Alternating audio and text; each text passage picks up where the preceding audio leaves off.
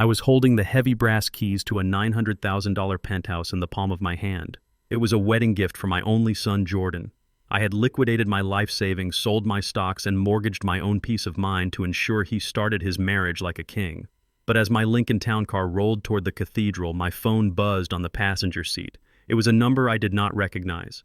The message was short, brutal, and chilling. "Don't go to the wedding. Run." I thought it was a sick joke, perhaps one of his fraternity brothers playing a prank. I called the number back, ready to give them a piece of my mind. But when the line connected, I did not hear laughter. I heard a woman crying, and then she played me a recording that made my blood turn to ice. I heard my son's voice clear as day, laughing about how he was going to declare me mentally incompetent and throw me into a state facility the moment the deed was signed. That was the moment Franklin Hayes died, and a man seeking justice was born. My name is Franklin Hayes. I am 68 years old, a man who has spent 40 years building skyscrapers and bridges with these two calloused hands. I thought I knew what structural integrity meant. I thought I knew how to spot a crack in the foundation before the whole building came down. But I never saw the cracks in my own family until the walls were already collapsing on top of me. Before I tell you how I turned their celebration into a courtroom, let me know where you are watching from in the comments below. Hit like and subscribe if you have ever sacrificed everything for someone who did not deserve a dime of it. I checked my reflection in the rearview mirror one last time. The tuxedo was midnight blue, tailored to fit a frame that had not shrunk despite my age. I adjusted the silk bow tie, my fingers brushing against the rough skin of my knuckles. These hands had poured concrete in freezing winters and welded steel in blistering summers. They were ugly hands, worker hands, but they had built a multi-million-dollar construction firm from nothing. And today, these hands were delivering the ultimate prize. I reached into my jacket pocket and touched the cold metal of the keys again. A penthouse in downtown Chicago, floor-to-ceiling windows, marble countertops. It was everything I never had growing up on the South Side. It was everything Jordan and his new wife Kylie would need to start their dynasty. I looked at the passenger seat where the deed to the property sat in a crisp manila envelope. I had even tied a red ribbon around it. God, I was such a sentimental old fool. I could already picture the look on Jordan's face. He would cry. He was always emotional, my boy. He would hug me, and maybe, just maybe, his wife's parents would finally look at me with something other than polite disdain. The Harts were old money, or at least they acted like it. They looked at me and saw a laborer in a fancy suit. But today I was bringing more to the table than they had in a decade. I turned the radio down. The jazz station was playing something soft, something Esther would have loved. I missed my wife every day, but especially today. She should have been here to see this. She was the one who spoiled Jordan. She was the one who shielded him from the harsh realities of the world I tried to prepare him for. Maybe that was our mistake. We made the road too smooth for him, so he never learned how to walk on gravel without complaining. The Lincoln glided over the pavement. I kept this car in pristine condition, polishing the chrome every Sunday. It was a symbol of the old days, solid and reliable. Just like me. I was humming along to the music when the vibration cut through the calm. My phone buzzed aggressively against the leather seat. I glanced over. A text message. I usually ignored texts while driving. Safety first. That was the foreman in me. But we were at a red light and the buzzing persisted. I picked it up, squinting slightly as I adjusted my glasses. Unknown number. My thumb hovered over the screen. I opened it. The words were stark against the white background. 6 words. Don't go to the wedding. Run. I stared at it. The light turned green and a car behind me honked. I accelerated instinctively, but my mind was stuck on that screen. A frown deepened the lines on my forehead. Who would send this? It had to be a prank. Jordan's friends were a rowdy bunch of trust fund kids who thought humiliation was a form of humor. They probably thought it would be funny to spook the old man. Or maybe it was one of Kylie's bridesmaids trying to stir up drama. I felt a surge of irritation rise in my chest. I did not have time for games. I was bringing a $900,000 gift. I demanded respect. I hit the call button, putting the phone on speaker as I merged onto the highway. I was ready to roar. I was ready to tell whoever was on the other end that Franklin Hayes was not a man to be trifled with. The phone rang once, twice. Then it clicked open. "Who is this?" I barked, my voice filling the quiet cabin of the car. "If this is one of Jordan's friends, you better have a damn good explanation before I turn this car around and—" "Mr. Hayes." The voice stopped me cold. It was not a frat boy. It was not a drunk bridesmaid. It was a woman. Her voice was trembling thick with tears, but there was a steeliness underneath it. It sounded familiar, like a ghost from a past I hadn't thought about in years. "Please listen to me," she said, her breath hitching. "You do not know what they are planning. You have to turn around. Do not sign those papers." I gripped the steering wheel so hard my knuckles turned white. "Who is this?" I asked again, lower this time. "It's Tasha," she whispered. The name hit me harder than the text. Tasha, the girl Jordan had dated in college. The girl with the bright eyes and the ambition to be a nurse. The girl I had actually liked because she looked at my son with love, not calculation. But Jordan had dumped her years ago when he started chasing the social circles that Kylie belonged to. "Tasha." I asked, my confusion warring with my anger. "What is going on? Why are you texting me this nonsense on my son's wedding day? If you are jealous, child, this is not the way to handle it. I am not jealous." "Mr. Hayes," she snapped, and suddenly the crying stopped. "I am terrified. Not for me. For you. You think Jordan is that sweet boy you raised. You think Kylie loves him. They are drowning in debt, Franklin. Jordan gambled away the down payment you gave him last year. Kylie's family is bankrupt. They need that apartment. But that is not all they need." I felt a cold sweat break out on the back of my neck. "What are you talking about?" I demanded. "Jordan is a vice president at my company. He makes good money." "He is broke," Tasha said. "But money is just money. You can make more money. You cannot buy back your freedom. Just listen, please. I recorded this 2 days ago. I met Jordan to talk about something. He took a call from Kylie while I was in the bathroom.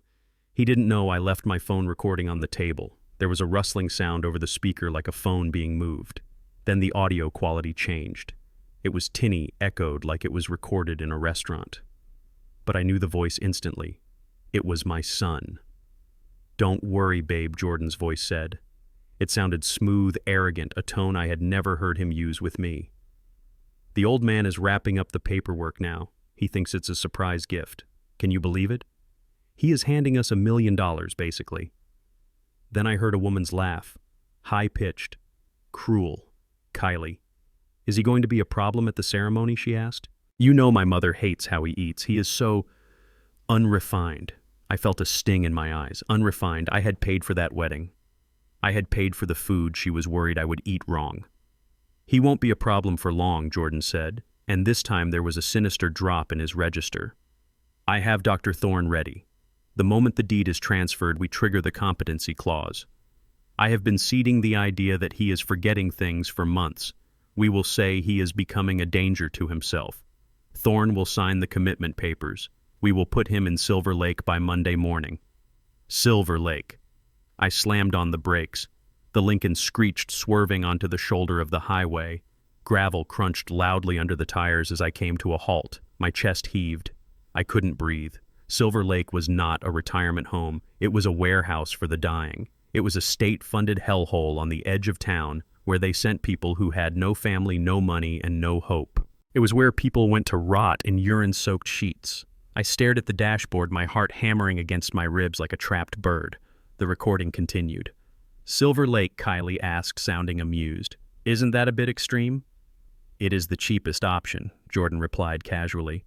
"If we put him in a nice place, it eats into the inheritance. We need that capital to bail out your dad's firm. Besides, he is tough.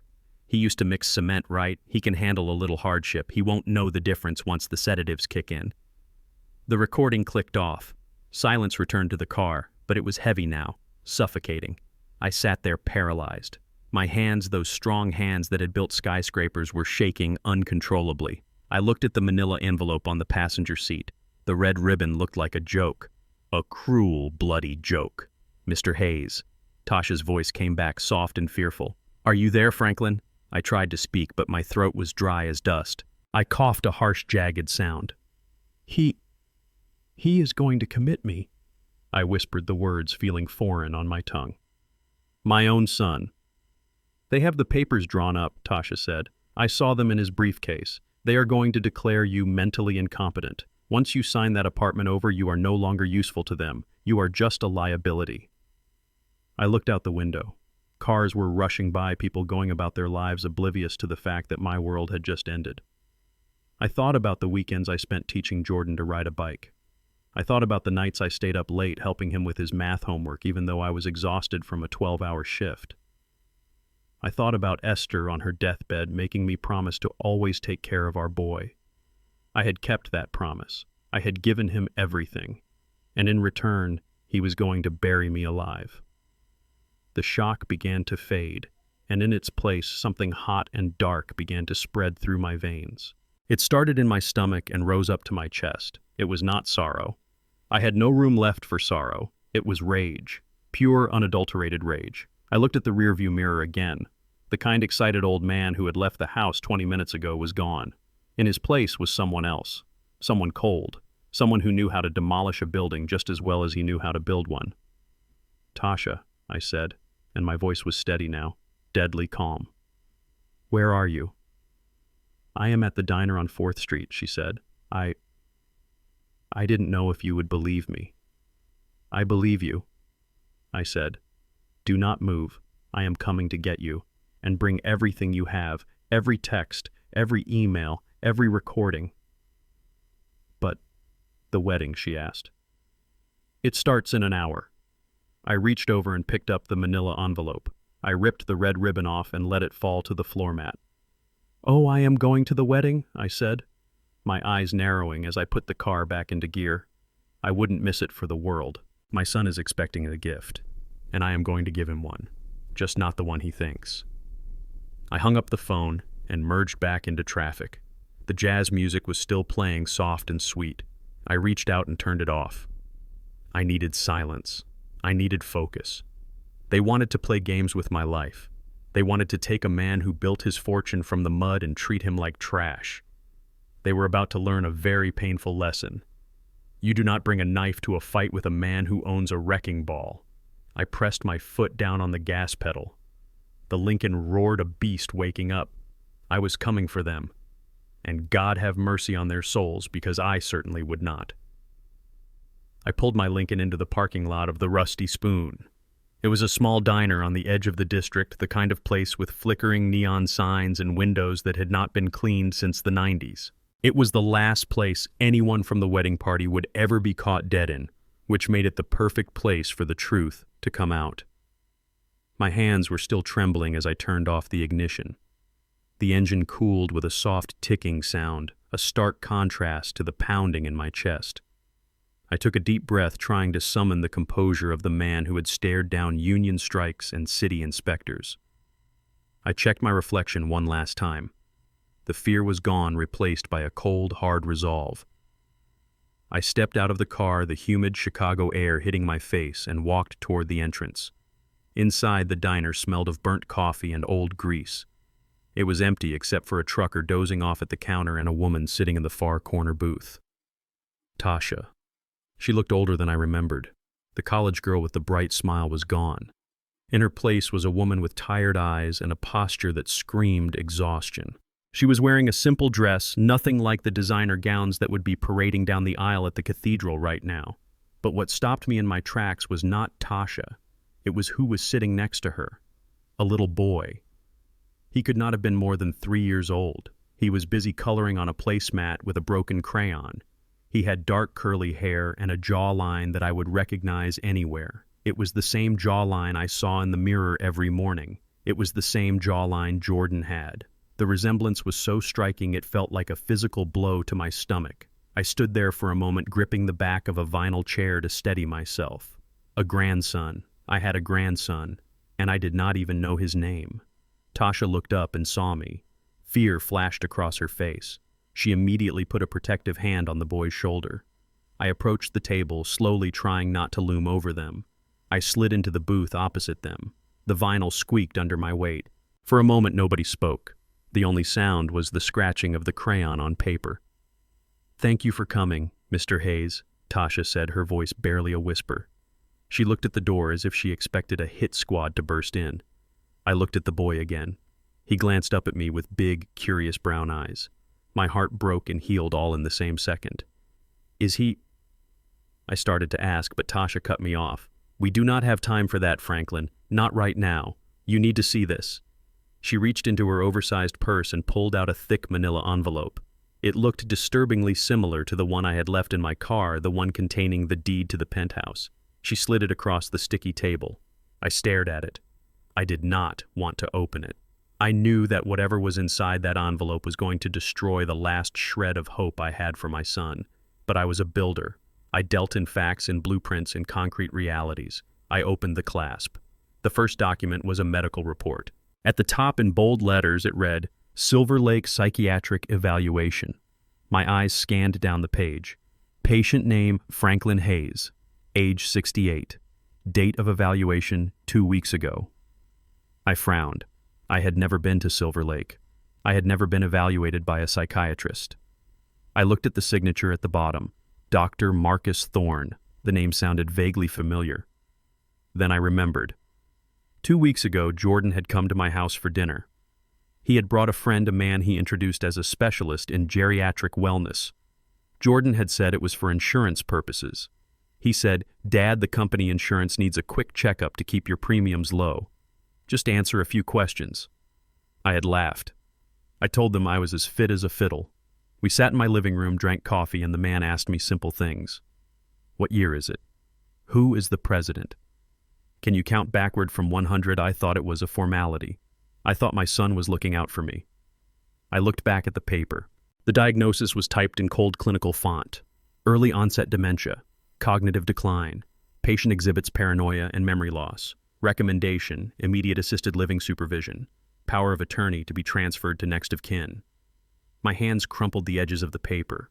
It was a lie, a calculated malicious lie. They had tricked me in my own home. They had eaten my food, drank my coffee, and smiled in my face while they were writing my social death warrant. He set me up. I said, my voice low and dangerous. Tasha nodded, her eyes full of pity. That doctor is on Kylie's payroll. He owes her father gambling debts. They made a deal. He signs the papers, his debt goes away. And you go away. Why, I asked. Why do they need to lock me up? I gave him the company. I am giving him the apartment. What more does he want? Tasha reached into the envelope again and pulled out a second stack of papers. These were bank statements, not mine, Kylie's family, the Harts. Look at the dates, Franklin. Look at the balances. I adjusted my glasses. The numbers were staggering, but they were all in red. The Hart family business, a logistics firm that had been a pillar of Chicago for decades, was hollow. They were hemorrhaging money, millions in debt, loans defaulted on, properties mortgaged to the hilt. And here Tasha pointed to another sheet. This is Jordan. I looked at my son's financials. My stomach churned. Jordan had leveraged everything. He had taken out loans against his future inheritance. He had maxed out credit cards I didn't even know existed. But the worst part was the gambling debts, online poker, sports betting. The numbers were astronomical. He was in a hole so deep he could never climb out. They are drowning, Franklin, Tasha said urgently. The wedding is not a celebration of love. It is a merger of desperation. Kylie's family needs your liquid assets to pay off their creditors before the Fed seize their company.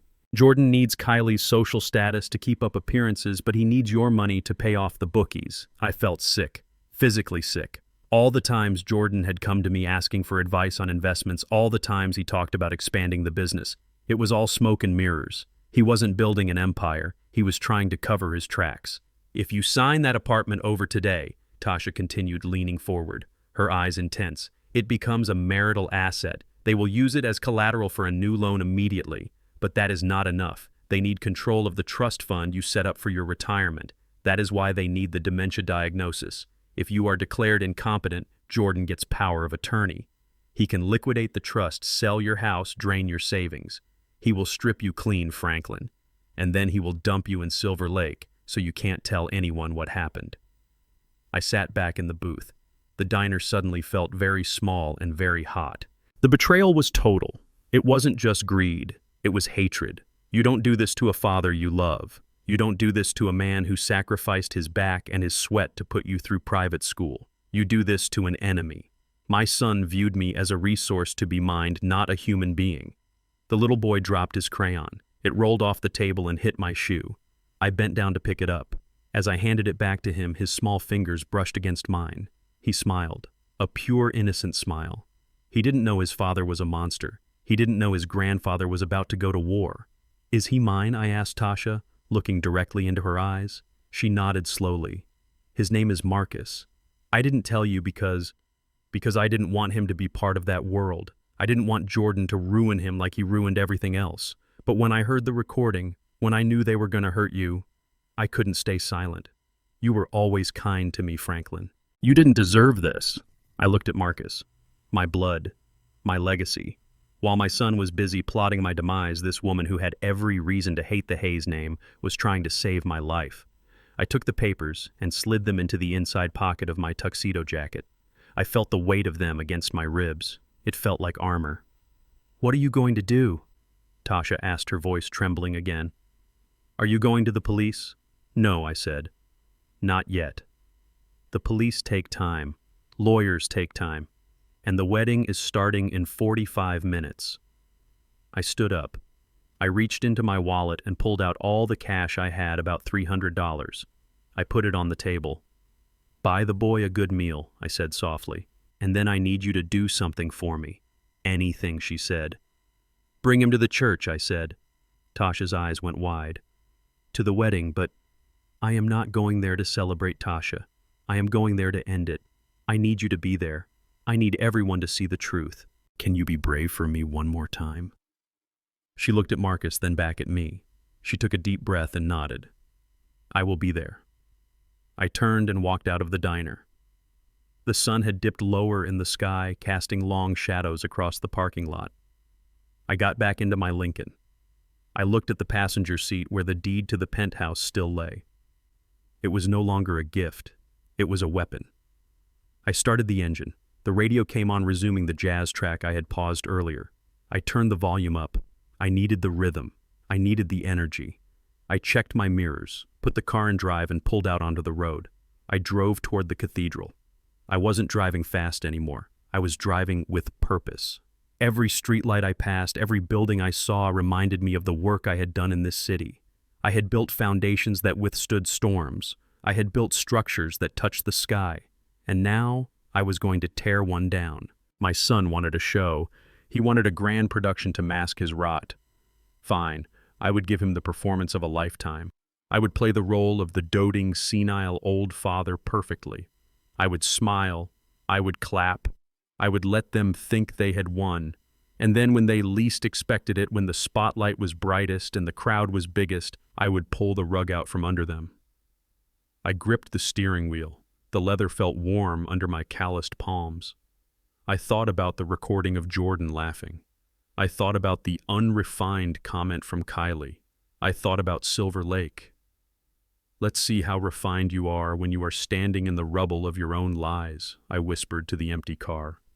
The cathedral spire came into view, piercing the skyline. It was time. Franklin the father was dead. Franklin the builder was here to demolish the house of cards. I pressed the gas pedal and the Lincoln surged forward, carrying me toward the most important appointment of my life. The Grand Elysium Hotel loomed over me like a fortress of glass and steel.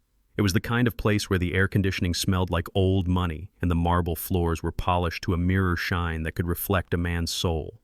I pulled the Lincoln up to the main entrance. My heart was beating a slow, heavy rhythm against my ribs. This was not just a wedding venue. It was a battlefield. And I was walking into enemy territory armed with nothing but the truth and a tuxedo that felt suddenly tighter across my chest. A young valet with slicked back hair stepped forward, but then he hesitated. He looked at the Lincoln, which was pristine but undeniably 10 years old. Then he looked at me. I saw his eyes flick to the color of my skin and then to the driver's seat. He did not open the door. Instead, a large security guard with a headset stepped in front of the car, holding up a hand the size of a catcher's mitt. "Excuse me, sir." The guard said, his voice flat and dismissive. "Deliveries and staff parking are around the back entrance near the loading dock. We need to keep the front drive clear for guests." I rolled down the window. The cool air of the hotel lobby rushed out to meet the humidity of the street.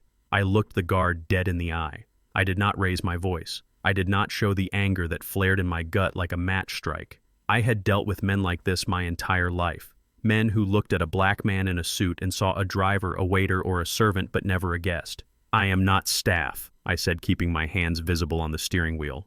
I am Franklin Hayes, the father of the groom. The guard blinked. He looked back at his clipboard, then at me again. There was no apology in his eyes, only a flicker of annoyance that he had been corrected. Name is on the list, he grunted, stepping aside and waving me through.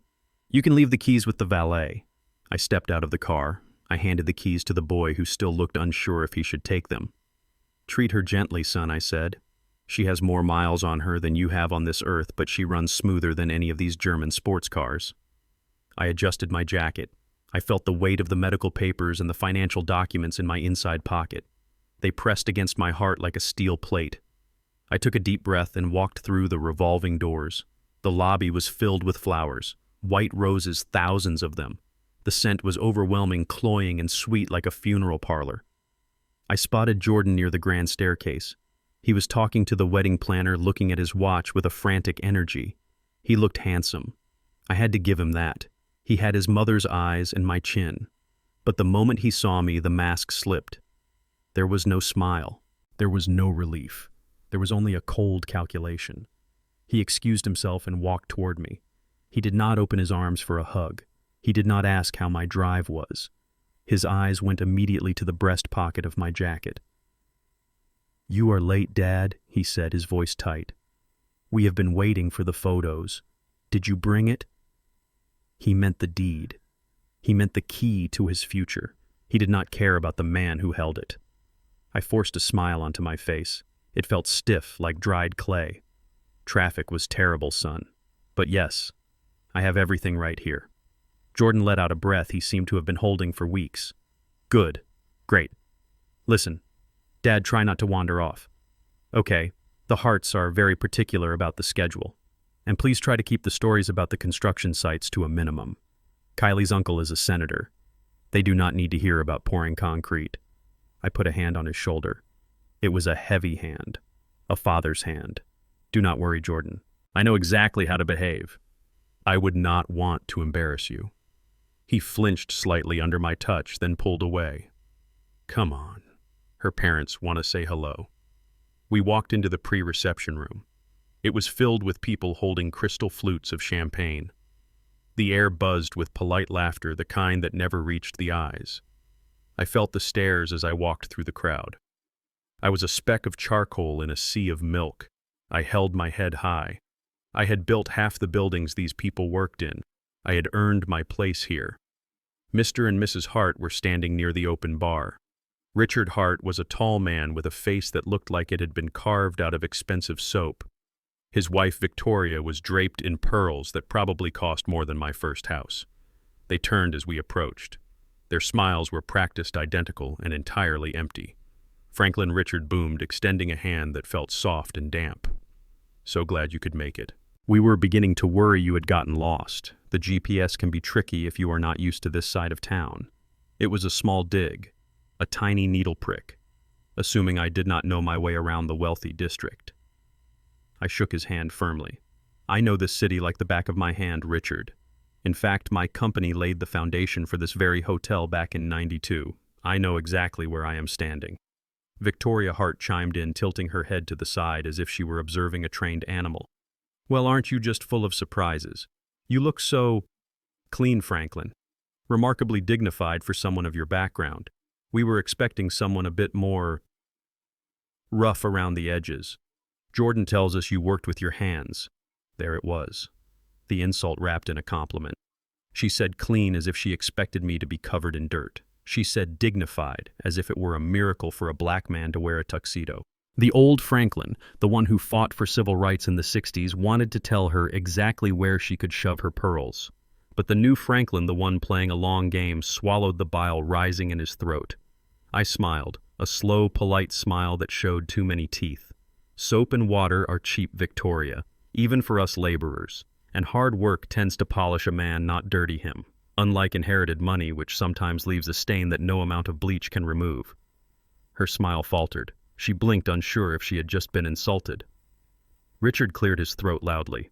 Yes, well, quite. We are just happy you are here to support the children. We know the gift you are providing is substantial. It will go a long way to helping them secure their standing. They did not mention the apartment. They mentioned the standing, the status. That was all that mattered to them. They were vampires, and I was the blood bag.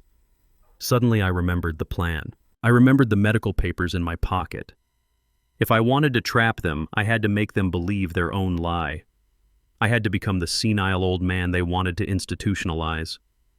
I let my eyes glaze over slightly. I looked past Richard's shoulder, staring at a blank spot on the wall. I let my mouth hang open just a fraction of an inch. "I am sorry," I said, interrupting the silence.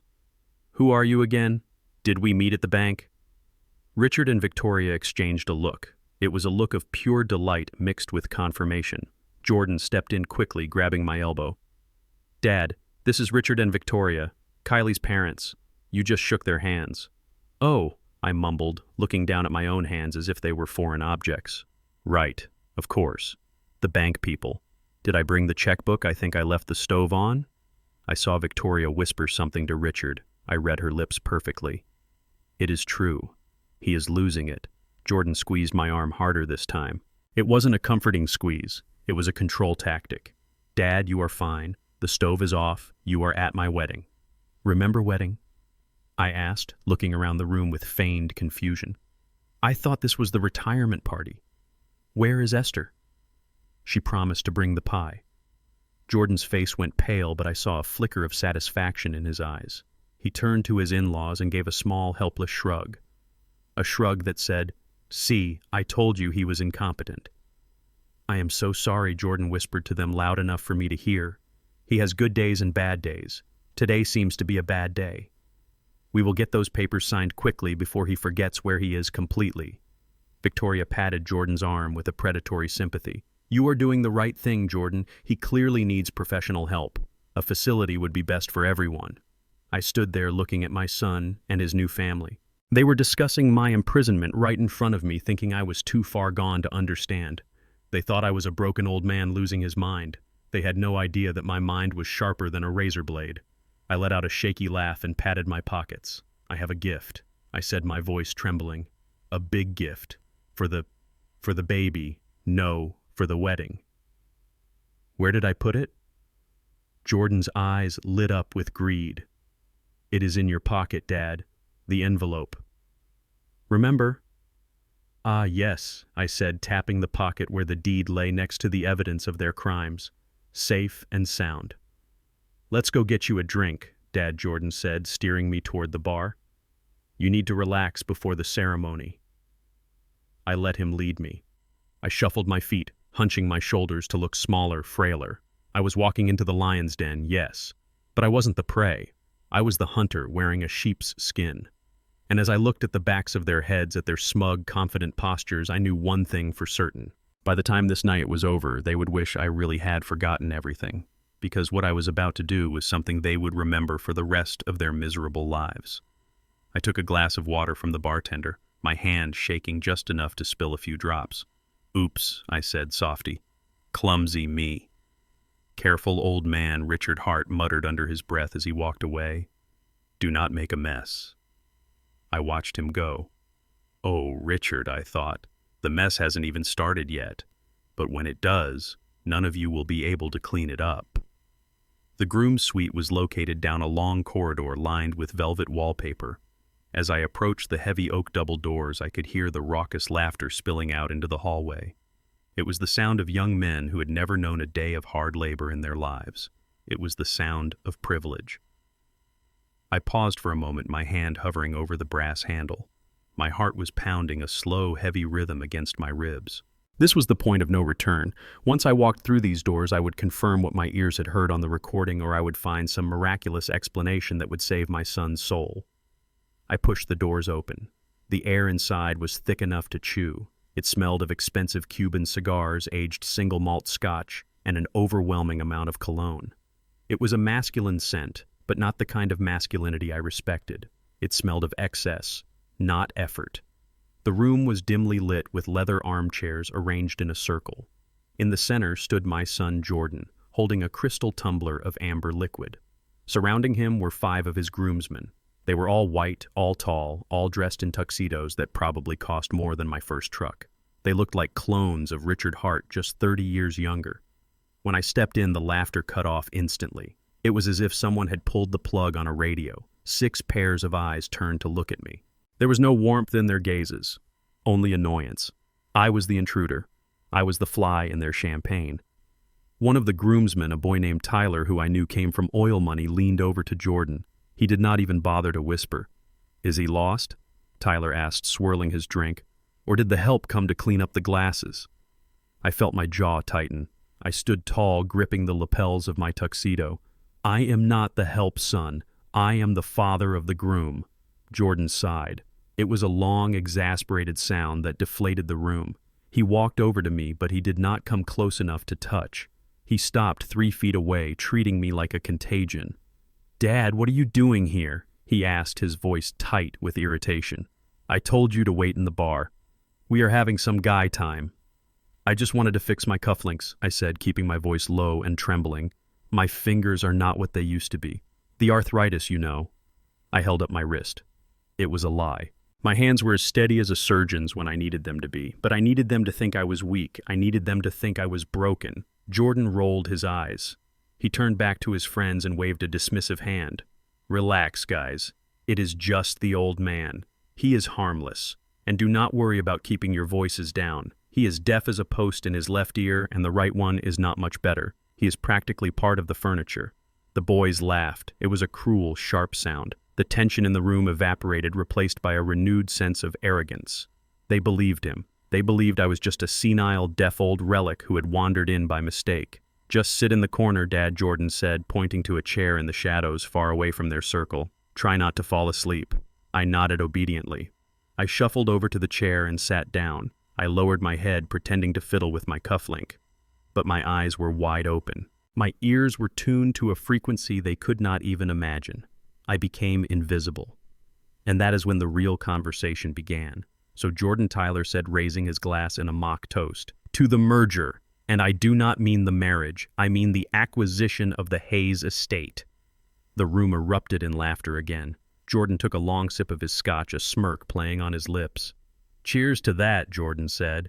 "You have no idea how hard it was to get him to bring that deed today. The old man is stubborn. He holds on to that money like it is the only thing keeping him alive." "Well, it basically is, isn't it?" another groomsman chimed in. "Once you take it, what does he have left?" "Nothing," Jordan said coldly. "And that is the point." I sat there frozen. My blood ran cold. Hearing it on a recording was one thing. Hearing it from his own mouth just 10 feet away was a dagger to the heart. He spoke of me not as a father, not as a human being, but as an obstacle to be removed. "So what is the plan for the aftermath?" Tyler asked. "Is Kylie really going to let him live in the guest house?" Jordan snorted. "Hell no. Kylie would lose her mind. She cannot stand the way he smells. Says he smells like Old Spice and poverty." The boys roared. I looked down at my hands. I smelled like sandalwood and soap. The same soap Esther used to buy for me. The same soap I washed Jordan with when he was a baby. "No." Jordan continued, leaning in closer to his pack of wolves. "We have a better solution. Have you guys heard of Silver Lake?" One of the boys whistled. "The state facility. Jesus Jordan. That place is a hole. My dad's firm did the electrical work there. It is basically a prison for geriatrics. It is cost-effective," Jordan said with a shrug. "Look, the maintenance on the penthouse is going to be high. We need every dime of the old man's trust fund to cover the Hart family debt. I cannot be spending $5,000 a month on a luxury nursing home. Silver Lake is fully state-subsidized. Once Dr. Thorne signs the competency papers on Monday, we drop him off hand over the power of attorney and walk away." "But won't he fight it?" someone asked. "Fight it with what?" Jordan laughed. "He trusts me. He thinks I am his golden boy. He thinks I am doing this for his own good. By the time he realizes what is happening, he will be sedated and sitting in a rec room watching static on a TV from 1990. "You are ruthless, man," Tyler said, shaking his head in admiration. "Truly ruthless. But smart." "I have to be," Jordan said, his voice dropping to a serious tone. "I deserve this. I spent my whole life listening to his stories about hard work and integrity, digging ditches, pouring concrete. I am tired of it. I am meant for better things. This money, it is my reparations for having to grow up with dirt under my fingernails." I closed my eyes. A single tear threatened to escape, but I willed it back. Reparations. He dared to use that word. He who went to private schools, he who drove a brand new car at 16, he who never missed a meal. He felt he was the victim because his father worked for a living. The betrayal was total. It was molecular. It wasn't just about the money. He hated me. He hated who I was. He hated his own blackness, his own history. He wanted to erase me so he could pretend he sprang fully formed from the head of a bank account. I had heard enough. I had the confirmation. The recording was real. The conspiracy was real. My son was dead.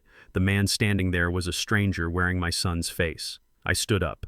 The leather of the chair creaked loudly in the silence of the room. The boys turned to look at me, startled, as if the furniture had suddenly come to life. I shuffled forward, keeping my posture stooped, my movements slow. I walked right up to Jordan. He looked down at me with a mixture of annoyance and pity. "Did you fix your button, Dad?" he asked, swirling his drink. I looked up at him. I looked deep into his eyes, searching for a glimmer of the boy who used to cry when he scraped his knee. I searched for the young man who used to look at me with pride when I showed him a finished building. I found nothing, just a hollow reflection of greed. "Jordan," I said, my voice raspy, "I just wanted to ask you something. Before the ceremony. What is it? Make it quick, we have to go out for photos." I reached out and adjusted his bow tie. My hands were rough against the fine silk. "Do you remember what I told you when your mother died?" I asked. "Do you remember what I said about family?" Jordan sighed, rolling his eyes toward the ceiling. "Dad, please, not now." "I said that family is the only foundation that matters," I continued, ignoring him. "I said that money is just paper and buildings are just stone. But blood is what binds us." "Do you remember that?" "Yeah, Dad, I remember," Jordan said, his voice dripping with condescension. "Family first, got it." "And are you happy, son?" I asked softly. "Are you doing this because you love her? Because you love this life? Or are you doing this because you think it will make you whole?" Jordan looked at me. For a split second I saw a flicker of hesitation, a tiny crack in the armor. But then he looked at his friends. He looked at the expensive scotch in his hand, and the mask slammed back into place. "I am happier than I have ever been, Dad," he lied. He looked me right in the eye and lied without blinking. "And I am doing this for us, for the family legacy."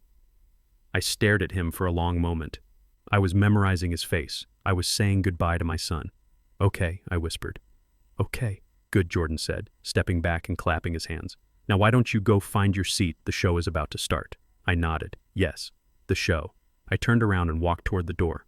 I did not shuffle this time. My steps were a little surer, a little heavier. I could feel their eyes on my back. I could feel their silent mockery. As I reached the door, I heard Tyler whisper, "Do you think he heard us?" "No way," Jordan replied. "Look at him. He probably doesn't even know what year it is." I pushed the heavy doors open and stepped out into the corridor. The cool air hit my face. I took a deep breath, filling my lungs with oxygen. I knew exactly what year it was. It was the year of the reckoning. Jordan thought I was part of the furniture. He thought I was a relic to be discarded. He was about to find out that I was not the furniture. I was the architect, and I had just decided to condemn the building. I reached into my pocket and touched the cold metal of the keys. Then I touched the sharp edge of the medical report. "I understand," I said to the empty hallway. I understood everything. And now I was ready to burn it all down. I straightened my back. The arthritis was gone. The senility was gone. Franklin Hayes was back on the job site, and there was a lot of demolition to do.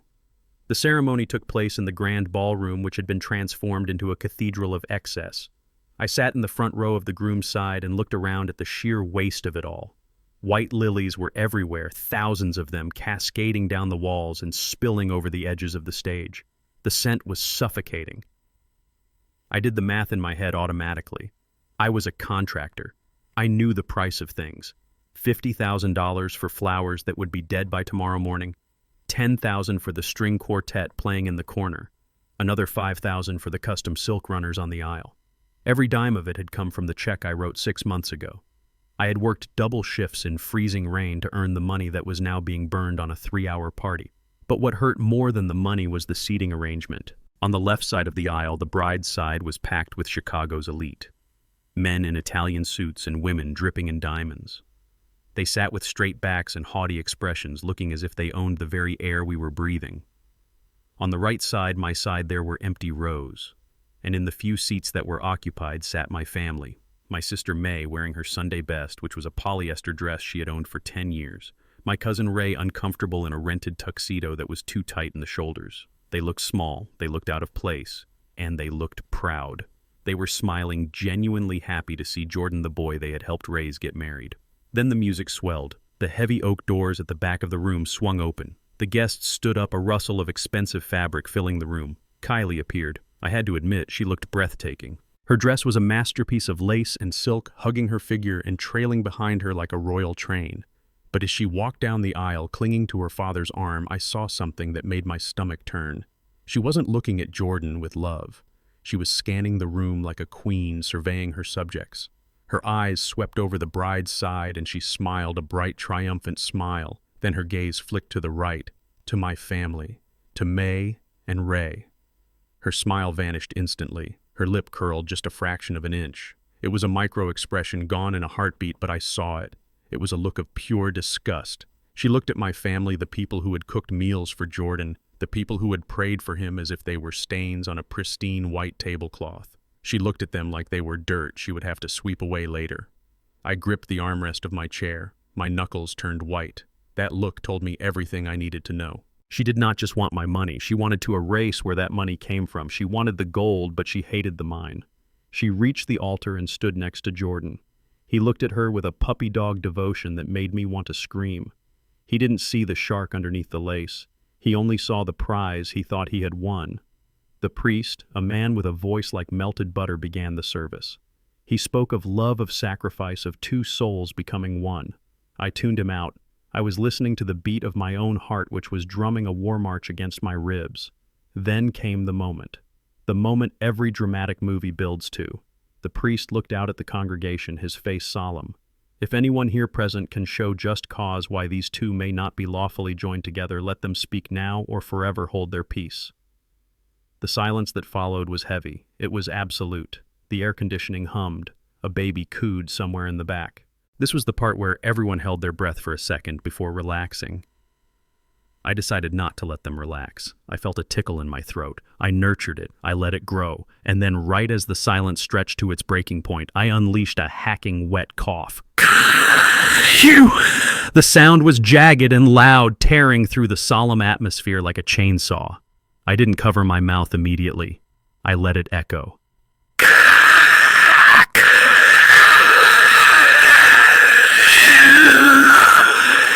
Every head in the room snapped toward me. The hearts looked horrified. Kylie's mother looked like she was about to faint, but I wasn't looking at them. I was looking at Jordan. My son froze. His face went drained of all color. His eyes went wide, darting from me to the priest and back again. I saw the panic rise in his throat. He thought this was it. He thought the senile old man had snapped. He thought I was about to stand up and expose the whole scheme right there at the altar. I could see the sweat breaking out on his forehead, glistening under the stage lights. He looked terrified.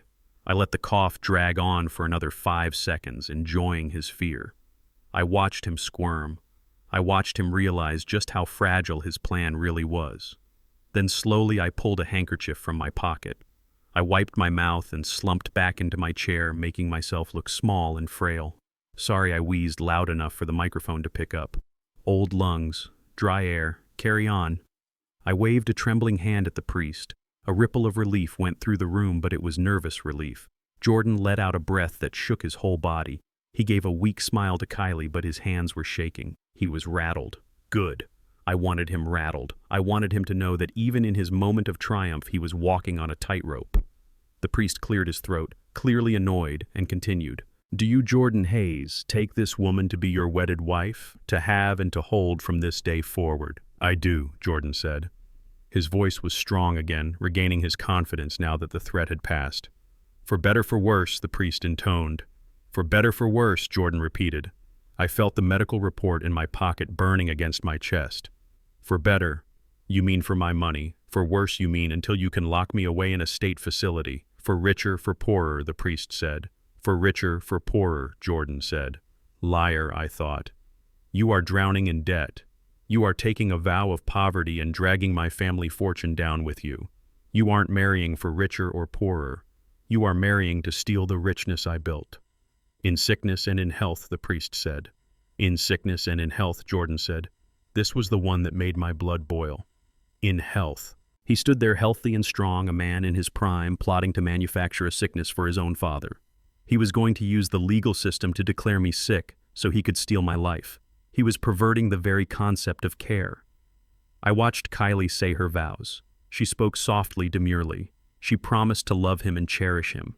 But I knew she was thinking about the penthouse. I knew she was thinking about the credit limit on the cards she would open in his name tomorrow. They stood there holding hands, two beautiful people in a beautiful room, lying to God and lying to everyone present. It was a charade, a play, and I was the only audience member who had read the script. I looked down at my hands, these hands that had tied Jordan's shoelaces, these hands that had held him when he had a fever. I realized then that the son I loved was gone. He had died a long time ago, replaced by this stranger in a tuxedo who could lie to God without blinking. The rage inside me settled into something colder, something harder. It solidified like concrete setting in a mold. I wasn't angry anymore. I was resolved. They exchanged rings. The diamonds sparkled under the lights. I now pronounce you man and wife, the priest said. You may kiss the bride. Jordan leaned in and kissed her. The crowd erupted in applause. People cheered. My sister May was wiping tears from her eyes, clapping her hands together, so happy for her nephew. Her joy made the knife in my back twist deeper. She didn't know she was cheering for a robbery. I clapped too. I brought my hands together slowly, rhythmically. I smiled a hollow, vacant smile. Kiss her, Jordan, I thought. Enjoy the applause. Enjoy the spotlight. Because this is the last happy moment you are going to have for a very long time. Jordan turned to face the crowd. His eyes scanned the front row and landed on me. He flashed a dazzling smile, a smile that said, I won. I did it. The money is mine. I smiled back. I nodded my head, playing the part of the proud, doting father. But behind my glasses, my eyes were dead. You haven't won anything yet, boy, I whispered to myself under the roar of the applause. The ceremony is over, but the trial is just beginning, and you have no idea that the judge is sitting right in the front row. The reception hall was a masterpiece of opulence. Crystal chandeliers hung from the ceiling like frozen waterfalls, casting a golden glow over the 300 guests who were busy finding their seats. The tables were draped in silk linens that cost more than my first car. Centerpieces of white orchids stood so tall they blocked the view across the room. It was beautiful, it was expensive, and it was completely segregated. I stood at the entrance holding my place card. Table 19. I scanned the room looking for the number. Table 1 was front and center, right in front of the sweetheart table where Jordan and Kylie would sit. That was where the hearts were seated. Richard and Victoria were already holding court there, laughing with a senator and a couple of banking tycoons. They looked like royalty.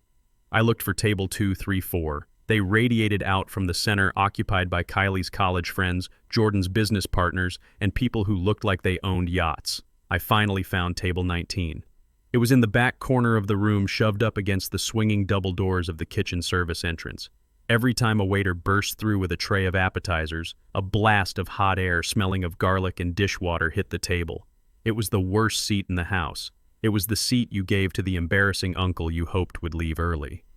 I walked over to it. My sister May and my cousin Ray were already there. They looked small and uncomfortable. The table was so far from the stage that you could barely see the head table through the forest of orchids. They put us in the nosebleed section, Franklin Ray whispered, adjusting his tie. I can barely see the boy from here. I sat down. The chair wobbled slightly. Of course it did. It is fine, Ray, I said, forcing a smile. We are near the kitchen. That means we get the food first. I looked across the vast expanse of the ballroom. I saw Jordan sitting next to Kylie. He wasn't looking at me. He was looking at the hearts. He was laughing at something Richard said. He looked like he belonged there. And in his mind, he did. He had traded his seat at our table, the table of family and loyalty, for a seat at their table, the table of transactions and appearances. A waiter bumped into my chair as he rushed past with a tray of shrimp. He didn't apologize. I brushed off my sleeve. This seating arrangement was not an accident. It was a statement. It said, "You paid for this party, Franklin, but you are not part of it. You are the help. You are the bank. Stay in your corner and be quiet." The first course was served. Lobster bisque. It smelled rich and creamy. I picked up my spoon, realizing I hadn't eaten since breakfast. But before I could take a sip, a shadow fell over my table. I looked up. Richard Hart was standing there. He wasn't smiling anymore. Next to him was a man I didn't recognize, a sharp-faced man in a gray suit holding a black leather portfolio. Richard did not greet my sister. He did not greet Ray. He acted as if I was sitting alone. Franklin. Richard said, his voice low and urgent. "We need to handle that paperwork now, before the speeches start. The notary is leaving soon." I put my spoon down. My stomach growled, but I ignored it. Now I asked, blinking slowly behind my glasses. I thought we were eating soup. "It is lobster, Richard. Very expensive." "This will only take a minute," the man in the gray suit said. He placed the portfolio directly on top of my bread plate. "I am Mr. Sterling, the family attorney. Jordan asked us to expedite this so you do not have to worry about it later." He opened the portfolio. A thick stack of documents lay there, clipped open to the signature page. "What is this again?" I asked, squinting at the fine print. "Insurance," Richard said quickly. "Just standard liability insurance for the apartment. And a rider for the wedding venue, in case anyone slips and falls. You know how litigious people are these days." I leaned in. I didn't need my glasses to read the bold text at the top of the page, even though I pretended to struggle. It did not say insurance. It read, "Irrevocable power of attorney." And underneath, that transfer of assets and guardianship directive. They were not asking me to insure the apartment. They were asking me to sign away my life. This document gave Jordan full control over my bank accounts, my real estate, and my medical decisions. If I signed this, they could legally drive me from this reception directly to the Silver Lake facility and lock me in. And they were doing it right here, over a bowl of soup. They didn't even have the decency to take me to a private room. They thought I was so stupid, so desperate to please, that I would sign my death warrant between bites of appetizer. I looked at Jordan across the room. He was watching us. He wasn't eating. His eyes were locked on me, his face tight with anticipation. He knew exactly what was happening. He had sent them. My heart hammered against my ribs, but my hands remained on the table. I felt a surge of adrenaline, the kind I used to feel when a cable snapped on a construction site. Time slowed down. "I need a pen," I mumbled, patting my pockets. "I do not have a pen." Mr. Sterling produced a heavy gold fountain pen instantly. "Here, Mr. Hayes. Sign right here, and initial the bottom." I took the pen. It felt heavy and cold. I held it over the paper. My hand began to tremble. I wasn't acting this time. The rage was making me shake, but I channeled it. I amplified it. I made my hand jerk spasmodically like a man whose nervous system was misfiring. Richard watched the pen tip hover over the line. His eyes were greedy. He was practically salivating. "Just put your name down, Franklin," he hissed. "Just get it done." I lowered the pen. I let the tip touch the paper. But instead of writing, I let my hand slide. I let the tremor take over. I cannot steady it," I stammered. "The arthritis. It is bad today." I looked up at Richard. I saw the frustration boiling behind his eyes. He wanted to grab my hand and force it. "Here, let me help you," Sterling said, reaching out to steady the document. I jerked my hand back as if startled. In doing so, my elbow knocked into my wine glass. It was a full glass of Cabernet Sauvignon. The glass tipped. Time seemed to freeze. The dark red liquid splashed out in a violent wave. It didn't land on this tablecloth. It landed directly on the open portfolio. "Oh no," I cried out, dropping the pen. The wine soaked into the documents instantly. The crisp white pages turned a soggy blood-red purple. The ink began to run. The transfer of assets became a blur of red pulp. Richard jumped back to avoid the splash, cursing loudly. "Jesus Christ, Franklin! Look what you did!" Sterling snatched the papers up, but it was too late. They were dripping, ruined, useless. "I am so sorry," I wailed, grabbing a napkin and dabbing uselessly at the mess. "I am so clumsy. I told you. My hands, they just do not listen to me anymore." I looked at Jordan. He had stood up, his napkin clutched in his hand. He looked furious. He looked like he wanted to march over and strangle me. Richard was wiping wine off his expensive suit jacket. His face was redder than the wine. "That was the only copy we had with us," Sterling muttered, looking at the sodden mess. "We will have to print another one." "How long will that take?" Richard snapped. "I do not have a printer here," Sterling said. "I would have to go back to the office, or find the hotel business center." I sat back in my chair, looking mournful. "I feel terrible," I said. "I just wanted to sign the insurance. Maybe we can do it tomorrow." "No," Richard barked. Not tomorrow. Today. Sterling, go to the business center. Get it reprinted. We will do this after the speeches. He glared at me with pure hatred. Do not drink anything else, Franklin. And for God's sake, just sit there and do not move until we come back. I nodded, hanging my head in shame. I will. I promise. I will just sit here. Richard and the lawyer stormed off toward the exit. I watched them go. I watched Jordan sit back down, downing his glass of champagne in one gulp. He looked stressed.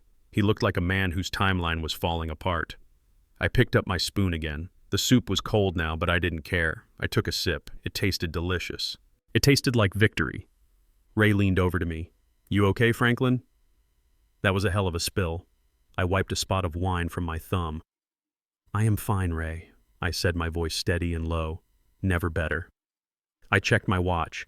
The speeches were scheduled to start in 10 minutes. I had bought myself time. I had destroyed their weapon, and now it was my turn to draw mine. I looked at the empty wine glass. The red stain on the tablecloth looked like a battlefield map. They wanted me to sign away my power. They wanted to silence me. They had made a grave mistake. They had tried to corner a man who had spent 40 years knocking down walls. I wasn't trapped in here with them. They were trapped in here with me. I finished my soup. I needed the energy. I had a speech to give, and I had a feeling that nobody in this room was going to forget it. I adjusted my tie, checked the inside pocket where the real evidence lay safe and dry, and waited for my cue. The show was just getting started. The master of ceremonies, a young man with teeth that were too white and a voice that was too loud, tapped the microphone. He called for silence in the room. Ladies and gentlemen, please welcome to the stage the father of the groom, Mr. Franklin Hayes. The applause was polite. It was the kind of applause you give to a charity case or a local mascot. It was thin and lacked the thunderous enthusiasm that had greeted the senator earlier. I stood up from my table near the kitchen doors. My chair scraped loudly against the floor, a harsh sound in the sudden quiet. I took my time. I adjusted my jacket, smoothing out the fabric over the pocket that held the evidence of my son's treachery. I picked up my cane. I did not really need it, but it was part of the costume. It was part of the old, frail Franklin they wanted to see. I walked the long distance from the back of the room to the stage. The spotlight hit me blinding and hot. It felt like an interrogation lamp. I could feel 300 pairs of eyes on me. Some were pitying, some were bored, and some, specifically the ones at the head table, were anxious. I climbed the 3 small steps to the stage. I moved slowly, gripping the handrail as if I were afraid of falling. I saw Jordan tense up. He was watching my every move, his knuckles white as he gripped his champagne flute. He was terrified I would trip. He was terrified I would drool. He was terrified I would ruin his perfect tableau. I reached the podium. It was made of glass and chrome, modern and cold. I tapped the microphone. Feedback screeched through the speakers, a high-pitched whine that made the guests wince. "Is this thing on?" I asked, leaning in too close. "Can you hear me?" A few people chuckled nervously. Jordan closed his eyes for a brief second, praying for this to be over. I looked out at the sea of faces. From up here, the segregation was even more obvious. The diamonds on the left side of the room glittered like a galaxy. The polyester on the right side looked dull and flat. But I saw my sister May. She gave me a thumbs up. That was all the strength I needed. I cleared my throat. It was a wet, heavy sound. "My name is Franklin Hayes." I began, my voice scratchy and low. "But you all know me as Jordan's father. Or maybe you know me as the man who sat by the kitchen door." There was an uncomfortable silence. Richard Hart stiffened in his chair. I look around this room tonight and I am amazed. Truly amazed. I see flowers that cost more than my first house. I see wine that costs more than a week of hard labor. I see a room full of people who have never had to worry about where their next meal was coming from. It is a beautiful sight. It really is. I paused, letting the words hang there. My son Jordan. Look at him. Isn't he handsome? He looks like a prince. He looks like he was born in a tuxedo. But I remember a different Jordan. I remember a boy with dirt under his fingernails. I remember a boy who used to come to my construction sites on Saturdays. I looked directly at Jordan. He was staring back at me, his eyes wide, pleading with me to stop, to sit down, to shut up. I remember one winter I continued, my voice gaining a little more strength. It was 1998, the blizzard of the century. I was working on the foundation of the Weston building. Double shifts. My hands were cracked and bleeding from the cold. I came home late, exhausted, smelling of wet concrete and diesel fuel. Jordan was 10 years old. He was waiting for me at the door. He saw my hands. He saw the blood. He cried. He took my big, rough hands in his small, soft ones, and he kissed my knuckles. He looked up at me with tears in his eyes, and he said, "Daddy, when I grow up, I am going to be rich. I am going to be so rich that you never have to work in the cold again. I am going to buy you a castle." The audience went, "Oh!" It was a collective sound of sweetness. They loved it. They loved the story of the devoted son. I smiled, a sad, broken smile. "He promised me," I said. He looked me in the eye, and he gave me his word. He said, "Daddy, I will always take care of you. I will never lie to you. Because Hayes men do not lie." That is what I taught him. A man is only as good as his word. If you break your word, you break your foundation. And if the foundation breaks, the house falls down. I leaned onto the podium, my face hardening just slightly. I wonder where that little boy went. The room went quiet again. The sweetness evaporated. "I look at the man sitting there today," I said, pointing a shaking finger at Jordan, "and I see a man who has achieved his dream. He is rich, or at least he looks rich. He is surrounded by powerful people. He has a beautiful wife. He has certainly come a long way from the boy who cried over his father's bleeding hands." Jordan shifted in his seat. He took a large gulp of champagne. He knew I was walking a fine line. He knew I was skirting the edge of the truth. But you know, folks, I continued changing my tone to one of philosophical musing.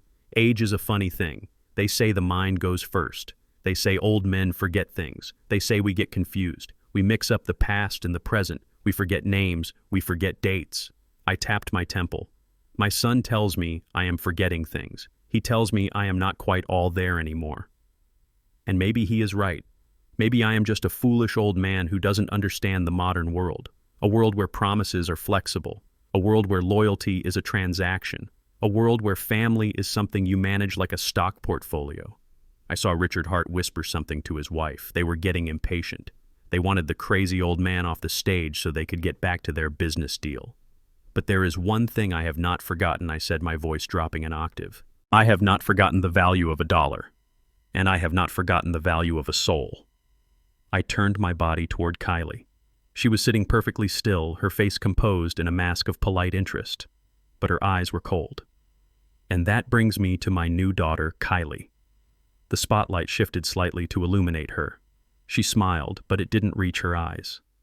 "Kylie," I said, warmth dripping from my voice like poison honey. "I want to thank you. Truly. I want to thank you for opening my eyes. Before I met you, I thought I knew how the world worked.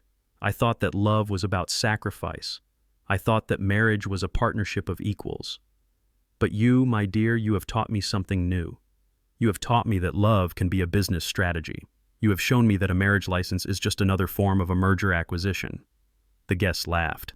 They thought I was making a joke about her business background. They clapped their hands, delighted by the metaphor.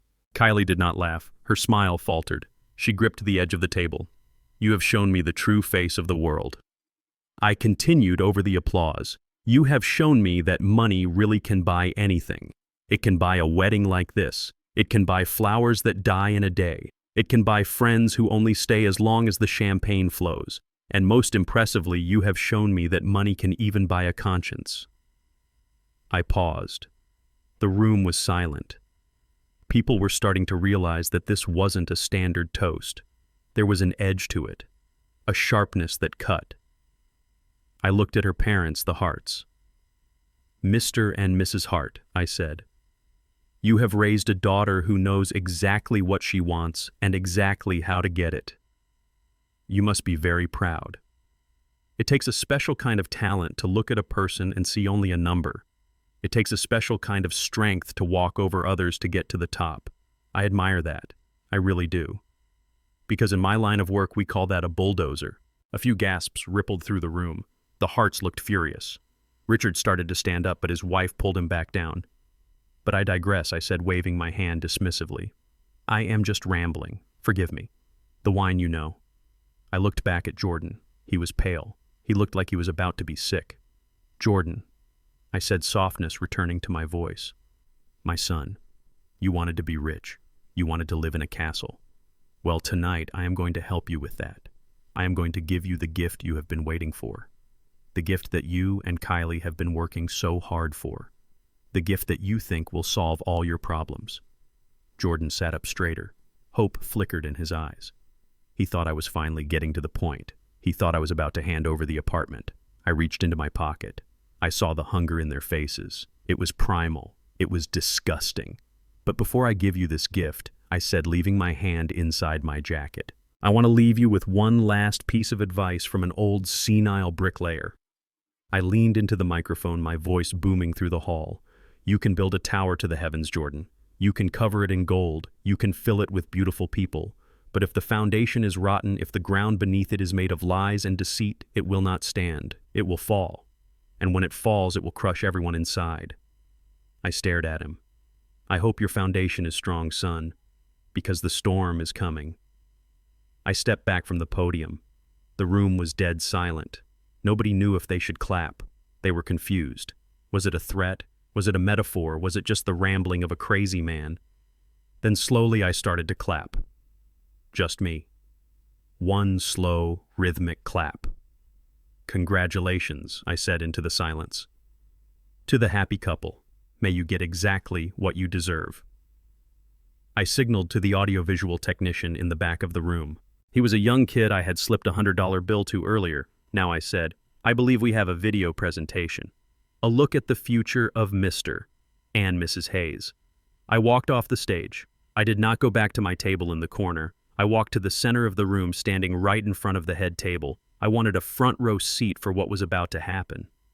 The huge screen behind the stage flickered to life. The lights in the ballroom dimmed. Jordan looked at Kylie. Kylie looked at her father. They were terrified. They didn't know what was on that screen. They were praying it was the photos of the penthouse. They were praying I had just been being dramatic. I leaned on my cane and smiled. Watch closely, Jordan, I whispered. This is the part where the walls come tumbling down. The screen brightened, and the image of the luxury penthouse appeared. The guests gasped in awe. Oohs and ahs filled the room. See, Richard Hart hissed at his wife. He is giving it to them. The old fool was just being dramatic.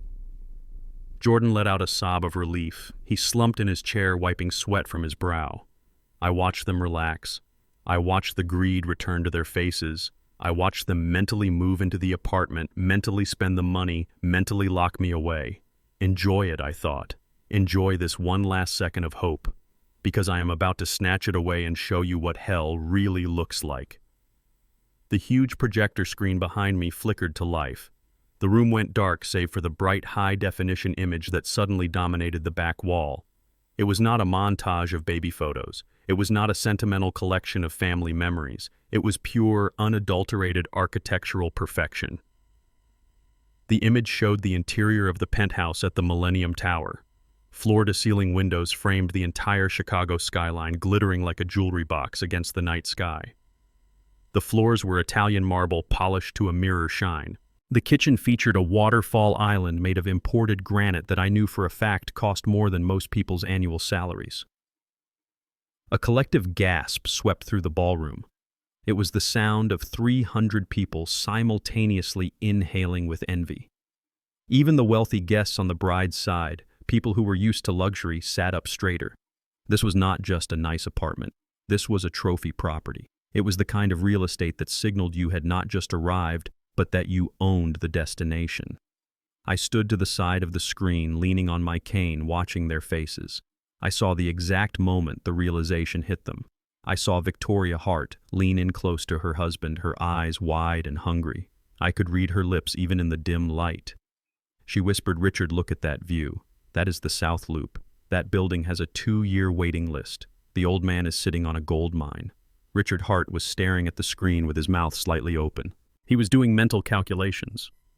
He was realizing that the man he had treated like a servant was actually a king in disguise. He looked at me, and for the first time all night, there was no disdain in his eyes. There was only respect, the kind of shallow, toxic respect that predators have for bigger predators. I looked at the guests at my table in the back. Ray and May were staring at the screen with their mouths open too, but their expressions were different. They were proud. They were nudging each other, pointing at the details I had told them about years ago when I first drew up the blueprints. They thought this was a triumph for the family. They didn't know it was a trap. I stepped back to the microphone. The image on the screen changed to the master bedroom showcasing a walk-in closet that was larger than my first apartment. "Beautiful, isn't it?" I asked, my voice soft but amplified clearly through the speakers. The room murmured in agreement. "It is a $900,000 property," I continued, letting the number hang in the air. "Fully paid for. No mortgage, no liens, just a clean, fresh start for a new family." I saw Kylie's head snap toward me. The number 900,000 seemed to physically hit her. Her posture changed instantly. She wasn't slouching in her chair anymore. She was sitting on the edge of it, her back rigid, her eyes locked on me with a terrifying intensity. It was the look of a starving wolf that had just spotted a wounded deer. I reached into my pocket and pulled out the brass key ring. It was simple, just 2 heavy keys and a fob, but under the stage lights it might as well have been the crown jewels. I held it up. The metal glinted. "Jordan," I said. "Kylie. This is what you wanted, isn't it? This is what you have been waiting for." Jordan was already out of his seat. He didn't even wait for me to finish. The pretense of the surprise was gone. The mask of the grieving son, worried about his father's health, had vanished. He was moving toward the stage with a stride that was a little too fast, a little too eager. He looked like a man walking toward a lifeboat on the Titanic. Kylie was right behind him. She forgot her train. She forgot her poise. She practically scrambled out of her chair, her eyes fixed on the keys dangling from my finger. She wasn't looking at her husband. She wasn't looking at her parents. She was looking at the brass object that represented her salvation from bankruptcy. I watched them come. It was pathetic. It was satisfying. They were walking right into the crosshairs. "Come on up," I said, waving the keys gently. "Come and get your inheritance." Jordan reached the stairs first. He took them 2 at a time. He was smiling, but it was a manic, sweaty smile. He reached the podium and stood next to me. He was breathing hard. "Dad," he said, his voice breathless. You didn't have to do this. This is too much." He reached out for the keys. His hand was shaking. Not from emotion, but from adrenaline. He could feel the weight of the debt lifting off his shoulders. He could see the gambling markers being paid. He could see the freedom to continue his lie. Kylie arrived a second later. She hooked her arm through Jordan's, playing the role of the supportive wife, but her hand was clawing into his bicep. She looked at me and flashed a smile that was all teeth. "Oh, Franklin," she gushed. "This is incredible. We will cherish it. We will take such good care of it." She reached out too. Her manicured fingers hovered inches from my hand. I let them stand there for a moment. I let them feel the proximity of the prize. I let them smell the victory. The keys jingled softly as I swayed them back and forth like a hypnotist's watch. "It is a big responsibility," I said, my voice dropping to a whisper that only they and the microphone could hear. "A home is a sanctuary. It is where you build a life. It is where you raise children. It is where you keep your secrets. We know, Dad," Jordan said, his eyes tracking the movement of the keys. "We are ready. We are so ready. Just give them to us." He lunged slightly, his patience snapping. He wanted that metal in his palm. He needed it. I smiled. It was the smile of the wolf in the fairy tale right before he eats Red Riding Hood. "I am glad you are ready," I said, "because a Hayes man always keeps his promises. And I promised this house to my family." Jordan's fingers brushed the cool brass of the key. He thought he had it. He thought he had won. And then I pulled my hand back. It was a sharp, violent motion. I snatched the keys away just as his fingers closed on empty air. Jordan stumbled forward off balance. Kylie gasped, her hand flying to her mouth. The room went dead silent. The projection of the penthouse still loomed behind us, a cruel reminder of what was now out of reach. Jordan looked at me confused. His face was a mask of shock. "Dad, what are you doing? Give me the keys. Stop playing around." I took a step back. I stood up straight. I dropped the cane. It clattered loudly onto the wooden stage floor. I didn't need it. I never needed it. I squared my shoulders, and suddenly I wasn't the frail old man anymore. I was Franklin Hayes, the man who could crush a brick with a sledgehammer. I looked Jordan dead in the eye. I said, "This gift is for the Hayes family." I boomed, my voice strong and clear without the tremor I had faked all night. I said, "This is for my blood, for the people who value loyalty over money, for the people who do not plot to lock their fathers in a cage." Jordan's face went white. He realized the game had changed. He realized I wasn't senile. He realized I knew. "Dad," he stammered, looking around at the guests. You are confused. Let's go sit down." I am not confused, Jordan, I said, pointing the keys at him like a weapon. I have never been more lucid in my life. I drove past Silver Lake today. I saw the place you picked out for me. I heard the recording, Jordan. I heard you and your wife laughing about how easy it would be to dispose of the old man once you got these keys. A gasp went through the room. This time it wasn't awe. It was horror. I held the keys up high. This apartment belongs to a Hayes. It belongs to someone who carries my name with honor. But you, Jordan... I paused. I looked at the son I had raised. I looked at the man who had betrayed me for a check. From this moment on, you are no longer a Hayes. You have sold your name. You have sold your soul, and I do not give gifts to strangers. Kylie lunged at me. Give me those keys, you old fool. She shrieked, her facade completely shattering. I stepped back again, putting the keys safely in my pocket. No, I said coldly. These keys are not for you. They never were. They belong to the real heir. I turned to the side of the stage and raised my hand. Tasha, bring him out. The double doors swung open, and the silence in the room was replaced by a murmur of confusion that was about to turn into a hurricane. Jordan looked at the doors. His knees buckled. He knew who was coming, and he knew that his life as he knew it was over. The double doors at the back of the ballroom did not just open. They swung wide as if pushed by the hand of fate itself. The light from the hallway spilled into the dim room, creating a silhouette that stopped every heart in the place. Standing there was Tasha. She was not wearing a designer gown.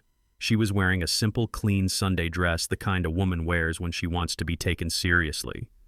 But she did not need diamonds to shine. She held her head high, her spine straight, with a dignity that money could not buy. And in her arms, resting on her hip, was a little boy. I watched the crowd turn. I watched the collective intake of breath as 300 people squinted into the light. Tasha stepped forward, walking down the center aisle, the same aisle Kylie had walked down only an hour ago. But where Kylie had walked with arrogance, Tasha walked with purpose. As she moved into the light of the chandeliers, the room gasped. It wasn't a polite gasp. It was a sound of shock, because the boy in her arms was not just any child. He was a mirror image of Jordan. He had the same nose, the same chin, the same eyes that I used to look into when I tucked my son into bed 30 years ago. The resemblance was so strong it was almost violent. It slapped you in the face. There was no need for a DNA test. There was no need for a legal argument. Biology was shouting the truth from the rooftops. I looked at Jordan. He was gripping the podium, his knuckles white. He looked like he had seen a ghost. His mouth opened and closed, but no sound came out. He knew. Of course he knew. He had abandoned them to chase a higher tax bracket, but he knew exactly who they were. Kylie was staring at the child with a look of pure horror. Her perfect wedding, her perfect merger was dissolving right in front of her eyes. She looked at the boy, then at Jordan, then back at the boy. I saw the calculation in her eyes. She was doing the math. A child meant child support. A child meant a claim on the estate. A child meant her slice of the pie just got significantly smaller. Tasha reached the foot of the stage. She did not look at Jordan. She looked at me. She nodded, a small, brave movement. She was terrified, I knew that. But she was doing this for her son. I walked to the edge of the stage and reached down. Come here, Marcus, I said, my voice soft. The little boy reached out his chubby arms. I lifted him up effortlessly. He felt heavy and solid. He felt like the future. I held him close, smelling the baby shampoo and innocence. He looked out at the crowd, blinking in the bright lights, completely unaware that he was the hammer about to shatter his father's glass house. I turned back to the microphone, shifting Marcus to my hip. I looked at Jordan, who was trembling so hard the podium was shaking. Ladies and gentlemen, I said, my voice booming through the silence. I told you that Hayes men do not lie. I told you that we honor our blood. I gestured to the boy in my arms. Meet Marcus Hayes, my grandson. The room erupted. Whispers turned into shouts. People stood up in their chairs to get a better look. The Harts. Kylie's parents looked like they were having simultaneous strokes. Richard Hart was purple. Victoria Hart was fanning herself frantically with a napkin. Jordan finally found his voice. It was a high, strangled screech. No, no, this is a lie. That is not my kid. I looked at him calmly. Jordan, look at him. He has your face. He has my father's eyes. Do not insult the intelligence of everyone in this room. Jordan lunged forward, pointing a shaking finger at Tasha. She is a stalker. She is crazy. That is a bastard child. I have nothing to do with him. The word hung in the air. Bastard. It was an ugly, archaic word, a word used by weak men to disown their responsibilities. I stepped between Jordan and the boy, shielding Marcus with my body. Do not use that word, I growled, my voice dropping to a dangerous register. The only thing that makes a man a bastard is his actions, Jordan. And by that definition, you are the only one on this stage. I turned to the crowd, raising my voice again. You witnessed my son marry a woman for her status. You witnessed him try to steal my property. But what you did not know is that he abandoned his own flesh and blood to do it. He left this boy and his mother with nothing so he could pretend to be a bachelor for his new rich friends. I looked at Kylie. She was frozen. And now, for the distribution of assets, I announced. I reached into my pocket and pulled out the deed to the penthouse again. This apartment, I said, holding the paper up, was bought with money I earned from 40 years of sweating in the sun. It was meant for my legacy. I handed the paper to Tasha. She took it, her hands shaking, tears streaming down her face. This house belongs to Marcus Hayes, I declared. And furthermore, effective immediately, I have transferred 50% of my voting shares in Hayes Construction into a trust for this boy. Jordan let out a sound like a wounded animal. 50%. You cannot do that. That is my company. I am the vice president. Not anymore, I said coldly. You cannot run a company built on integrity when you have none. Jordan looked wild. He looked around the room seeking allies. He looked at the hearts. Richard, do something. He is senile. He is crazy. This is all a delusion. You cannot let him give our assets to some stranger. I laughed. It was a dry, harsh sound. Stranger, I asked. No, Jordan. The only stranger here is you. But Jordan wasn't done. He was cornered, and like a rat, he was biting back. You are lying, Dad. You are making this up to hurt me because I am marrying a white woman. That is it, isn't it? You are a racist old man. You cannot stand that I married up. You cannot stand that I left the hood. He was playing the race card. He was trying to turn the room against me by appealing to the white guest's guilt. It was a desperate, disgusting move. I saw the hearts nodding. Yes, that must be it. The old man is prejudiced. I shook my head slowly. I handed Marcus back to Tasha and signaled for her to step back. You think this is about race, Jordan? You think this is about who you married? I pulled my phone out of my pocket. I tapped the screen. It has nothing to do with who she is, son. It has everything to do with who she thinks I am. I held the phone up to the microphone. Let's listen to what your blushing bride had to say about me just 2 days ago. I pressed play. The speakers crackled for a second, and then Kylie's voice filled the ballroom. It was loud, it was clear, and it was venomous. The recording started mid-sentence. God, Jordan, how long do we have to wait? I cannot stand being around him. He smells like cheap cologne and old people. Then Jordan's voice. Just until Saturday, babe. Once he signs the deed, we are done. Then Kylie again. And she laughed. A cruel, high-pitched laugh. Good. Because I do not want that old black man anywhere near our new apartment. He will bring down the property value just by standing in the lobby. Get his money, get the keys, and then throw him in the loony bin. I want his dirty money washed clean before it hits our accounts. I stopped the recording. The silence that followed was heavier than anything I had ever felt. It wasn't just quiet. It was a vacuum. The air had been sucked out of the room. Every single person in the ballroom was staring at Kylie. Her face had gone from pale to a sickly shade of gray. Her mouth was open in a silent scream. I looked at the hearts. Richard was staring at his daughter as if she had just grown a second head. Not because he disagreed with her, perhaps, but because she had been caught saying the quiet part out loud. She had exposed their ugly, rot-filled hearts to the entire city.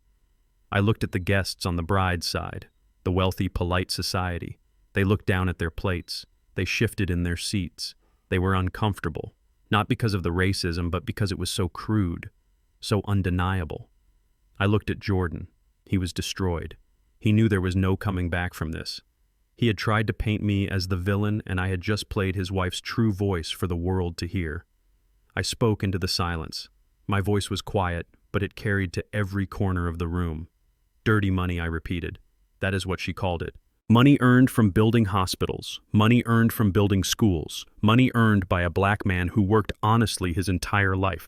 I looked at Kylie, who was now trembling violently. Well, my dear, you do not have to worry about my dirty money anymore, because you will never see a single dime of it. I turned to the crowd one last time. This wedding is a sham, the vows are a lie, and the reception is over. I picked up my cane. I took Tasha's arm. Come on, daughter, I said to her. Let's take my grandson home. This place has a bad smell. I walked off the stage, leaving Jordan and Kylie standing in the ruins of their life, while the guests watched in stunned, horrified silence. The truth was out, and it was uglier than anyone could have imagined.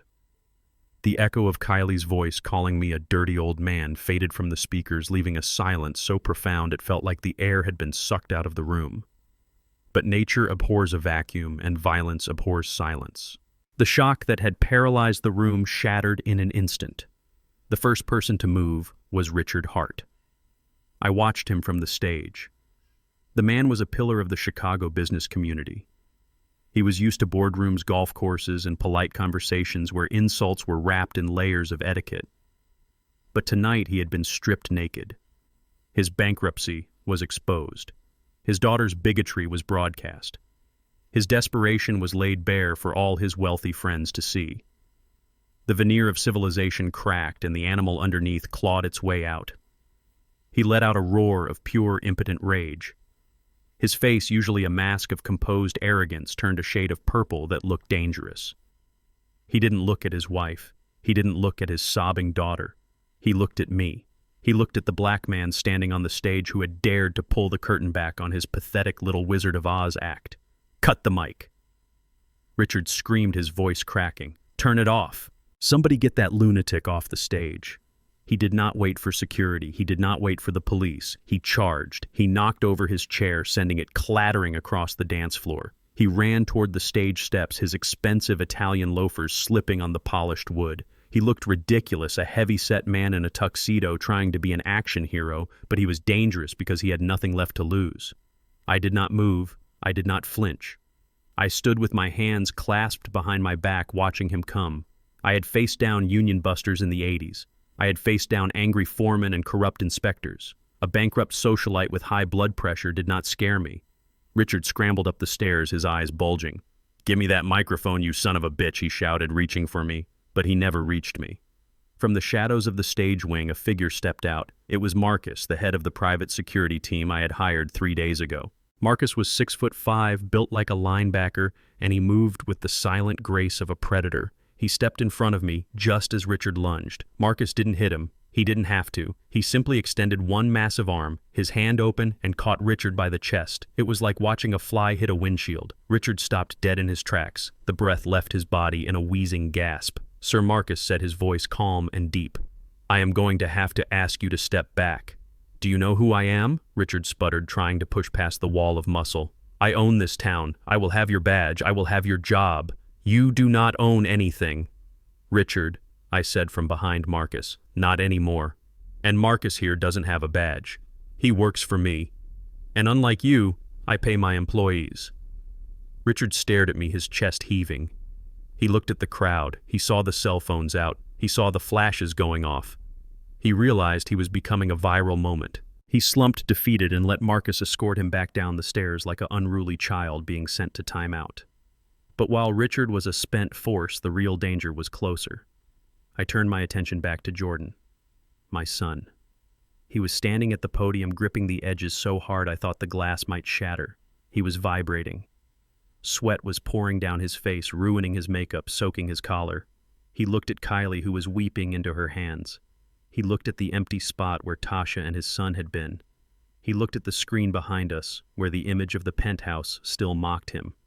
His world had collapsed in the span of 10 minutes, and he couldn't handle it. He didn't have the spine to handle it. He had spent his whole life being protected first by me, then by his mother, then by the lies he told himself. Now there was no protection. There was only the truth, and it was burning him alive. He turned to me. His eyes were red, wild, and full of hate. It was a look I had never seen on him before.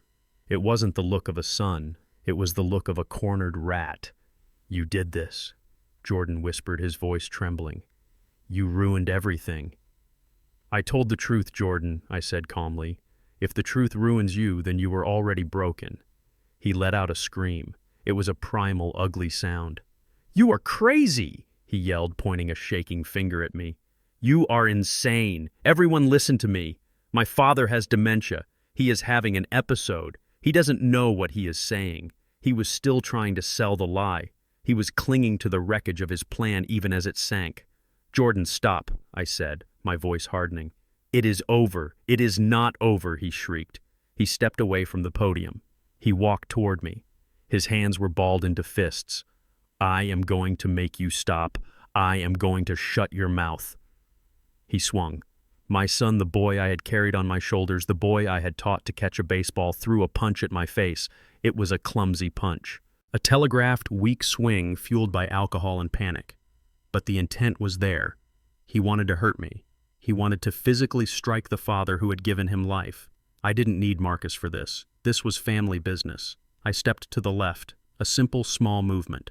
Jordan's fist sailed past my ear, hitting nothing but air. His momentum carried him forward, off balance. He stumbled his expensive shoes, losing traction. I reached out with my left hand and grabbed his wrist. I didn't squeeze hard, just enough to control him. I pulled him upright. We were face to face, inches apart. I could smell the expensive scotch on his breath. I could see the dilated pupils of his eyes. He tried to pull away. Let go of me, old man, he spat. I looked at his hand. Soft, manicured. A hand that had never held a shovel. A hand that had never built anything. You want to fight, Jordan? I asked, my voice low and dangerous. You want to use your hands. Let me show you what a working man's hand feels like. I released his wrist. And before he could react, I brought my right hand across his face. It wasn't a punch. I would never punch my son. It was a slap. An open-handed slap delivered with the weight of 68 years of labor behind it. Crack! The sound was like a gunshot. It echoed through the silent ballroom, bouncing off the high ceilings and the crystal chandeliers. Jordan's head snapped to the side. He spun around, his legs giving out, and he fell to his knees on the hard wood of the stage. He held his cheek. He looked up at me, his eyes wide with shock. He had never been hit in his life.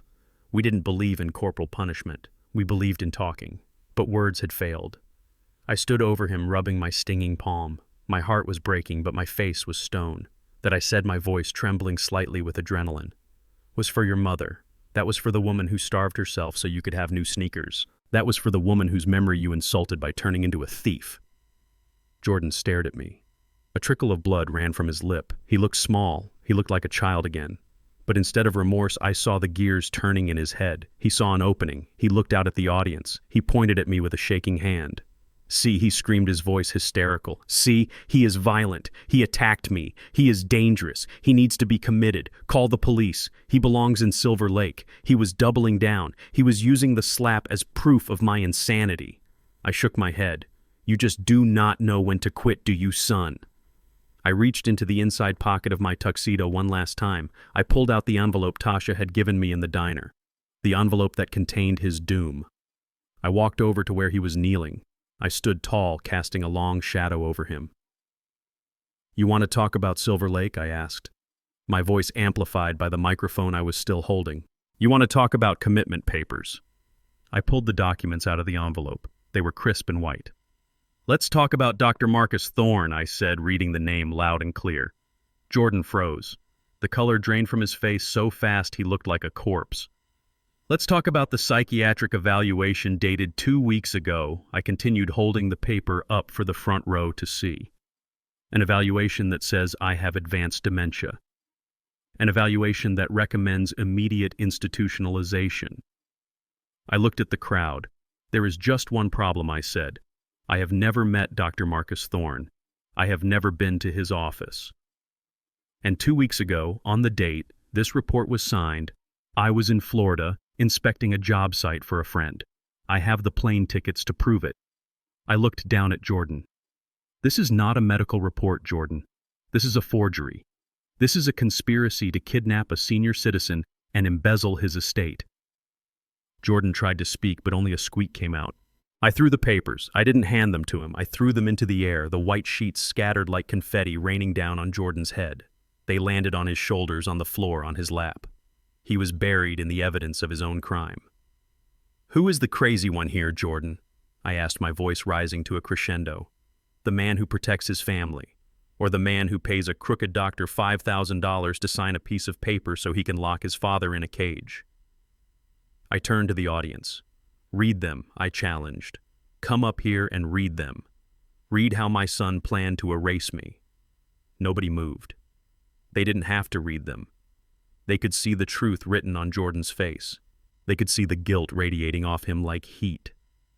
Kylie let out a wail from the side of the stage. She sank to the floor, her wedding dress billowing around her like a collapsing parachute. She knew it was over. The fake medical report was a felony, and she was an accessory. I looked at the chaos I had unleashed. Richard Hart being held back by security, Kylie sobbing on the floor, Jordan kneeling in a pile of fake medical records bleeding from the lip. It was ugly, it was violent, but it was clean. It was the demolition of a rotten building, and now that the dust was clearing, I could finally see the ground. I adjusted my tie. I picked up my cane. I am done talking, I said into the microphone. But I believe there are some people waiting outside who would like to have a word with you, Jordan. I pointed to the main doors. As if on cue, the red and blue lights of police cruisers flashed through the high windows, painting the ballroom in the colors of justice. You wanted to send me away, son, I whispered, leaning down so only he could hear. But I think you are the one who is going away for a long, long time. The silence in the ballroom was different now. It was no longer the silence of shock or confusion. It was the silence of a tomb. The air felt heavy, suffocating under the weight of the lies that had just been exposed. Jordan was still on his knees, surrounded by the scattered pages of the fake medical report. He looked like a man drowning in a sea of white paper. Kylie was crumpled on the floor, her sobbing reduced to ragged, hiccuping gasps. The guests were frozen, trapped in a tableau of disaster. But I was not done. The emotional demolition was complete, but the structural demolition had just begun. I turned to the side of the stage and nodded. From the shadows emerged a man who walked with the precision of a scalpel. Mr. Stone, my personal attorney for 30 years. He was a man who smiled rarely and spoke even less, but when he did speak, buildings crumbled. He carried a thick leather briefcase that looked heavy enough to contain bricks. He walked up the stairs, ignoring Richard Hart, who was still fuming in the grip of my security guard. Mr. Stone placed the briefcase on the podium right next to where Jordan was kneeling. The click of the latches opening echoed through the microphone like gunshots. Jordan looked up. He recognized Mr. Stone. He knew that Stone was the keeper of the gates. Stone pulled out a document stamped with a red seal. He adjusted his wire-rimmed glasses and leaned into the microphone. His voice was dry, devoid of emotion, the voice of pure, unyielding law. Pursuant to the emergency motion filed this afternoon with the Cook County Circuit Court, Stone began reading from the paper. All assets, accounts, and holdings currently under the name of Jordan Hayes are hereby frozen pending a forensic audit. Jordan scrambled to his feet. Frozen, he shouted, his voice cracking. You cannot do that. Those are my accounts. Stone did not even look at him. He continued reading. This order includes but is not limited to the joint checking accounts shared with Kylie Hart, the investment portfolio managed by Hart Capital and the offshore holding company, established 3 days ago in the Cayman Islands. A gasp went through the room. The offshore account. That was the secret stash. That was where they planned to hide my money once they stole it. I watched Kylie's parents. Richard Hart went pale. He knew what a freeze order meant. It meant the cash flow had stopped. It meant the blood supply to their parasitic lifestyle had been cut off. Stone turned the page. The sound of the crisp paper turning was the only sound in the room. Furthermore, Stone continued. The court has granted a temporary restraining order preventing Jordan Hayes or any associate of the Hart family from accessing, selling, or leveraging any property belonging to Franklin Hayes. Any attempt to do so will be considered a violation of a federal court order and will result in immediate incarceration. I stepped forward, standing next to Stone. I looked down at my son. You thought you were fast, Jordan, I said softly. You thought you could race against time. But you forgot one thing. I built this city. I know how the permits work. I know how the judges think, and I know how to shut a job site down before the first shovel hits the dirt. Jordan looked at me with wild eyes. But I have money, he stammered. I have my salary. I have my savings. I shook my head. No, son, you do not, because Mr. Stone has one more document to read. Stone pulled out a blue folder. This was not a court order. This was corporate. This is a resolution from the Board of Directors of Hayes Construction, Stone announced. Jordan's eyes widened. He was the vice president. He thought he was untouchable. Effective immediately, Stone read. Jordan Hayes is relieved of his duties as vice president of operations. His employment is terminated for cause. Terminated, Jordan screamed. You cannot fire me. I am the heir. I run the day-to-day operations. The specific cause, Stone continued, ignoring the outburst, is violation of the morality clause found in Section 4 of the company bylaws, specifically engaging in criminal conspiracy to defraud the company founder and falsifying medical records for personal gain. Stone looked up over his glasses. You are fired, Mr. Hayes. Your company car has already been towed from the parking lot. Your company credit cards have been deactivated, and security is currently boxing up your personal effects at the office. Jordan slumped against the podium. He looked like he had been physically punched in the gut. His identity was gone. He wasn't the rich vice president anymore. He wasn't the golden boy. He was just an unemployed man in a tuxedo he could no longer afford. But I wasn't finished. I wanted to make sure there was no stone left unturned. I wanted to make sure the rot was completely excised. I took the microphone from the stand. You see, Jordan, I said, addressing him but speaking to the whole room. You made a mistake. You thought the money was yours. You thought the power was yours. But you were just a tenant in the house I built. And you just got evicted. I turned to the audience. And for everyone wondering where that money went, where the Hayes fortune has gone. I pointed to Tasha, who was standing quietly by the exit with Marcus in her arms. Mr. Stone, please read the final addendum. Stone pulled out the last document. As of 4 p.m. today, Stone read, Franklin Hayes has transferred the entirety of his liquid assets, real estate holdings, and controlling stock options into an irrevocable trust. The sole beneficiary of this trust is Marcus Hayes. The room erupted in whispers again. The baby, the secret grandson. He was now the owner of everything, Stone continued. Mr. Franklin Hayes retains the role of trustee and CEO until Marcus reaches the age of 25. Jordan Hayes is explicitly excluded from any and all benefits of this trust. He receives nothing, not a cent, not a brick, not a grain of sand. I looked at Kylie. She was staring at the baby with a look of pure hatred. She had married the wrong Hayes. She had bet on the wrong horse. I walked over to the edge of the stage and looked down at Richard Hart. You wanted a merger, Richard, I asked.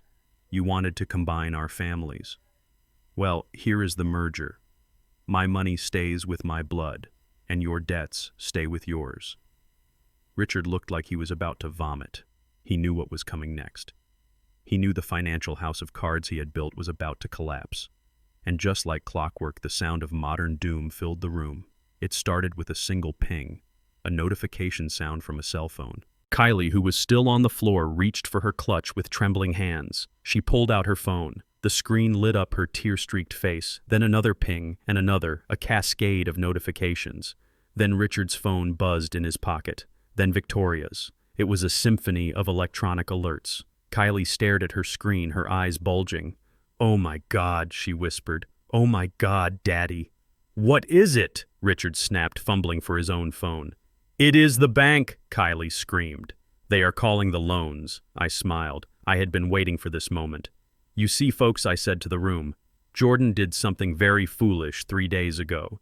In an attempt to impress his new in-laws, he co-signed a massive consolidation loan for the Hart family business. He put up his future inheritance as collateral. I looked at Jordan. He guaranteed their debts with money he did not have yet. Money he thought he would get today when I signed the apartment deed and the power of attorney. Jordan looked at Kylie. You told me it was safe, he whispered. You told me it was just a bridge loan. It was safe, I interrupted. As long as I was the victim. As long as I was the senile old man who signed the checks. But since Mr. Stone just froze your assets and I transferred the collateral to a trust, the bank has just realized that their guarantor is penniless. Richard Hart was staring at his phone. The color had drained from his face completely. They are freezing the accounts, Richard croaked.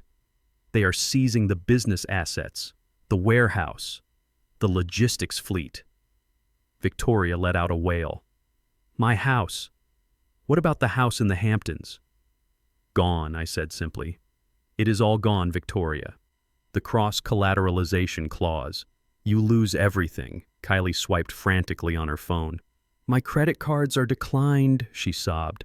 I just got a notification from Amex. They canceled my platinum card. I watched them crumble. It was instant financial ruin.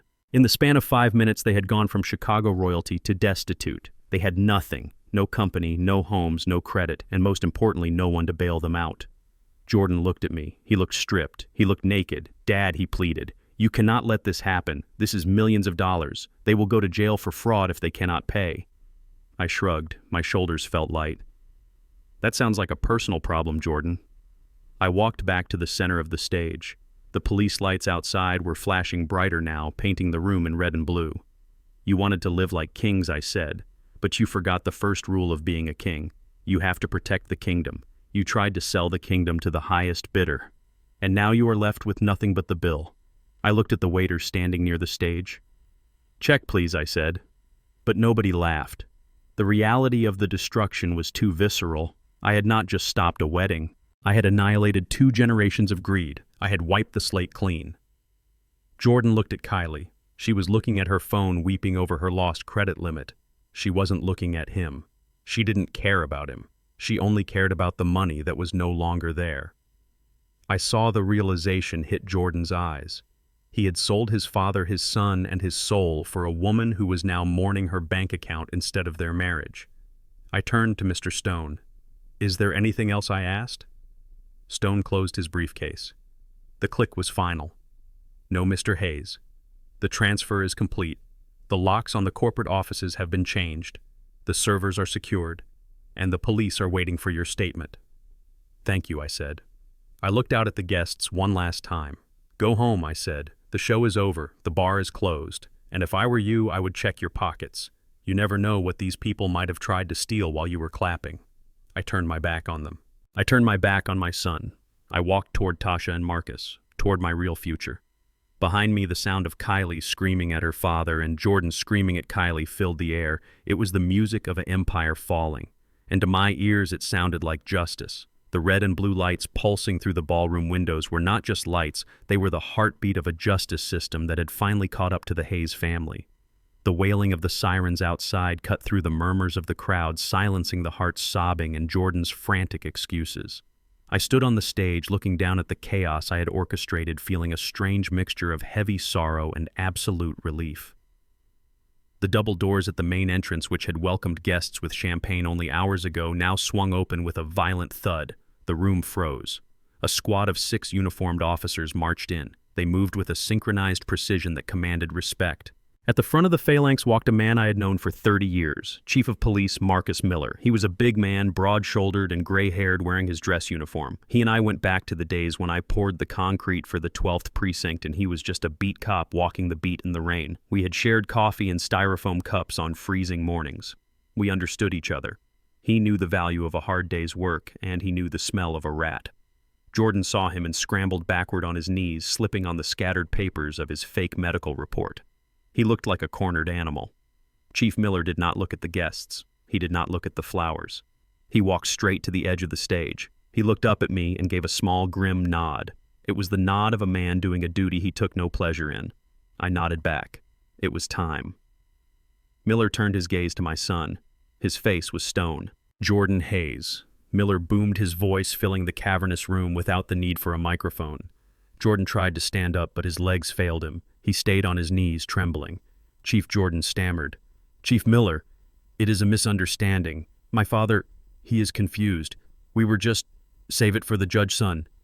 Miller interrupted his tone, cutting through Jordan's babble like a knife. Miller signaled to 2 of his officers. They stepped onto the stage, their boots heavy on the wood. They flanked Jordan, towering over him. Jordan Hayes. Miller continued pulling a folded warrant from his pocket. You are under arrest for conspiracy to commit medical fraud, forgery of a legal document, and attempted unlawful confinement of a senior citizen.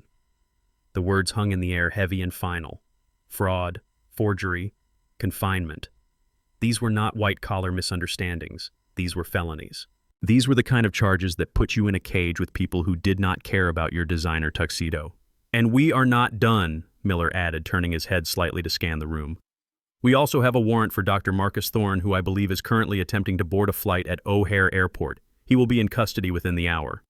And he has already started talking Jordan. He gave us the text messages. He gave us the bank transfer records where you paid him $5,000 to sign that fake dementia diagnosis. Jordan let out a sound that was half sob, half scream. No, he lied. That doctor is a liar. One of the officers grabbed Jordan's arm. He hauled him to his feet. Jordan was dead weight. He was sobbing openly now, tears streaming down his face mixing with the snot running from his nose. He looked pathetic. The arrogant businessman who had sneered at my work boots was gone. In his place was a terrified boy realizing that Daddy could not fix this. Jordan twisted in the officer's grip and looked at me. His eyes were wide and desperate. "Dad," he screamed. "Dad, tell them. Tell them to stop. You cannot let them take me. I am your son." I looked at him. I looked at the handcuffs swinging from the officer's belt. "Please, Dad." Jordan begged, his voice cracking. "I am sorry. I will sign whatever you want. I will leave the company. Just do not let them arrest me. I cannot go to jail. I am not built for jail." He was right. He wasn't built for it. I had built him to be soft. I had built him to be safe. And in doing so, I had failed to build his character. I stepped closer to him. The officers paused, letting me have this moment. "You are right, Jordan," I said softly. "You are my son. And because you are my son, I have to teach you the hardest lesson of your life." I reached out and adjusted his crooked bow tie one last time. "You tried to take my life, Jordan. You tried to lock me away in a warehouse for the dying so you could spend my money. That is not a mistake. That is a choice. And now you have to live with the consequences of that choice." Jordan shook his head violently. "No, Dad, please." "Officer," I said, stepping back, "take him." The officer spun Jordan around. He slammed Jordan's chest against the podium. Jordan yelped in pain. "You have the right to remain silent," the officer recited. Click. The sound of the first handcuff locking around Jordan's wrist was the loudest sound I had ever heard. "Anything you say can and will be used against you in a court of law." Click. The second handcuff locked. My son was in irons. Jordan began to wail. It was a high, keen sound of absolute despair. He slumped against the officer, his legs dragging as they began to march him toward the stairs. But the tragedy was not over. There was one more act to play out. Kylie was standing at the bottom of the stairs. She had stopped crying. She was watching her husband being dragged down the steps in handcuffs. Her face was not filled with concern. It was not filled with love. It was filled with a cold, hard rage. As the officers brought Jordan past her, he lunged toward her. "Kylie," he sobbed. "Kylie, call your father's lawyer. Call someone. Help me." He looked at her with hope. He thought she was his partner. He thought they were in this together. Kylie did not move to help him. She did not reach out to touch him. She took a step back, recoiling as if he were a leper. "Help you," she spat. Her voice was venomous. "Why would I help you? You lied to me." Jordan blinked, confused. "Lied? I did this for us. You told me you had money," Kylie screamed, her face contorted into an ugly mask. "You told me you were the heir. You told me the old man was stupid and that we would be rich by tonight." She laughed a harsh, hysterical sound. "You are nothing," she hissed. "You are a broke, unemployed criminal. You ruined my life. You humiliated me in front of everyone I know." Jordan stared at her. The betrayal in his eyes was almost harder to watch than the handcuffs. He had sold his soul for this woman. He had betrayed his father for this woman. And now, in his darkest hour, she was spitting on him. Kylie Jordan whispered, "I love you." "I hate you," she screamed back.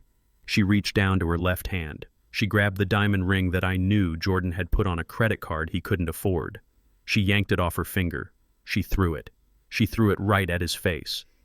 The diamond hit his cheek, leaving a small red mark before bouncing away across the floor. "I want an annulment," she yelled. "Take this trash with you to prison." She turned her back on him. She walked over to her parents, who were huddled in a corner trying to hide from the flashing lights. Jordan watched her go. He slumped completely in the officer's arms. The fight went out of him. He wasn't crying anymore. He just looked broken. He realized then that he had absolutely nothing. He had no father. He had no money. He had no wife. He was alone in a crowded room. Officer Miller looked at me one last time. I saw the pity in his eyes. "I will call you tomorrow," Franklin Miller said. I nodded. "Thank you, Marcus." The officers dragged Jordan out through the double doors. The guests parted like the Red Sea, staring in morbid fascination. I watched my son's back disappear into the night. I watched the flashing lights reflect off the handcuffs. When the doors swung shut, the room was silent again. But the air felt cleaner. The poison had been drawn out. It was a painful surgery, but the cancer was gone. I looked down at the ring lying on the floor. It sparkled under the stage lights. It was a symbol of everything that had gone wrong, a fake promise paid for with debt. I did not pick it up. I left it there. Let the janitor have it. Let him sell it and buy something real for his family. I turned away from the door. I looked at Tasha. She was holding Marcus tight, shielding his eyes from the scene. She looked scared, but she was standing her ground. I walked over to them. My legs felt heavy. I felt every one of my 68 years. But when I reached them, I forced myself to stand tall. "It is over, Tasha," I said softly.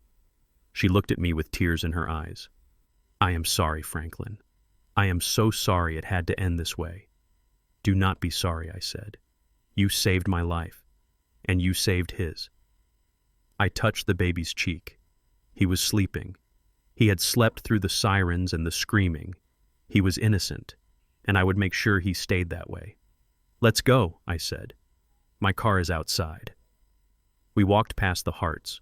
Richard was on the phone screaming at a banker. Victoria was staring at the wall, catatonic. Kylie was sitting on a chair scrolling through her phone, probably looking for a new victim.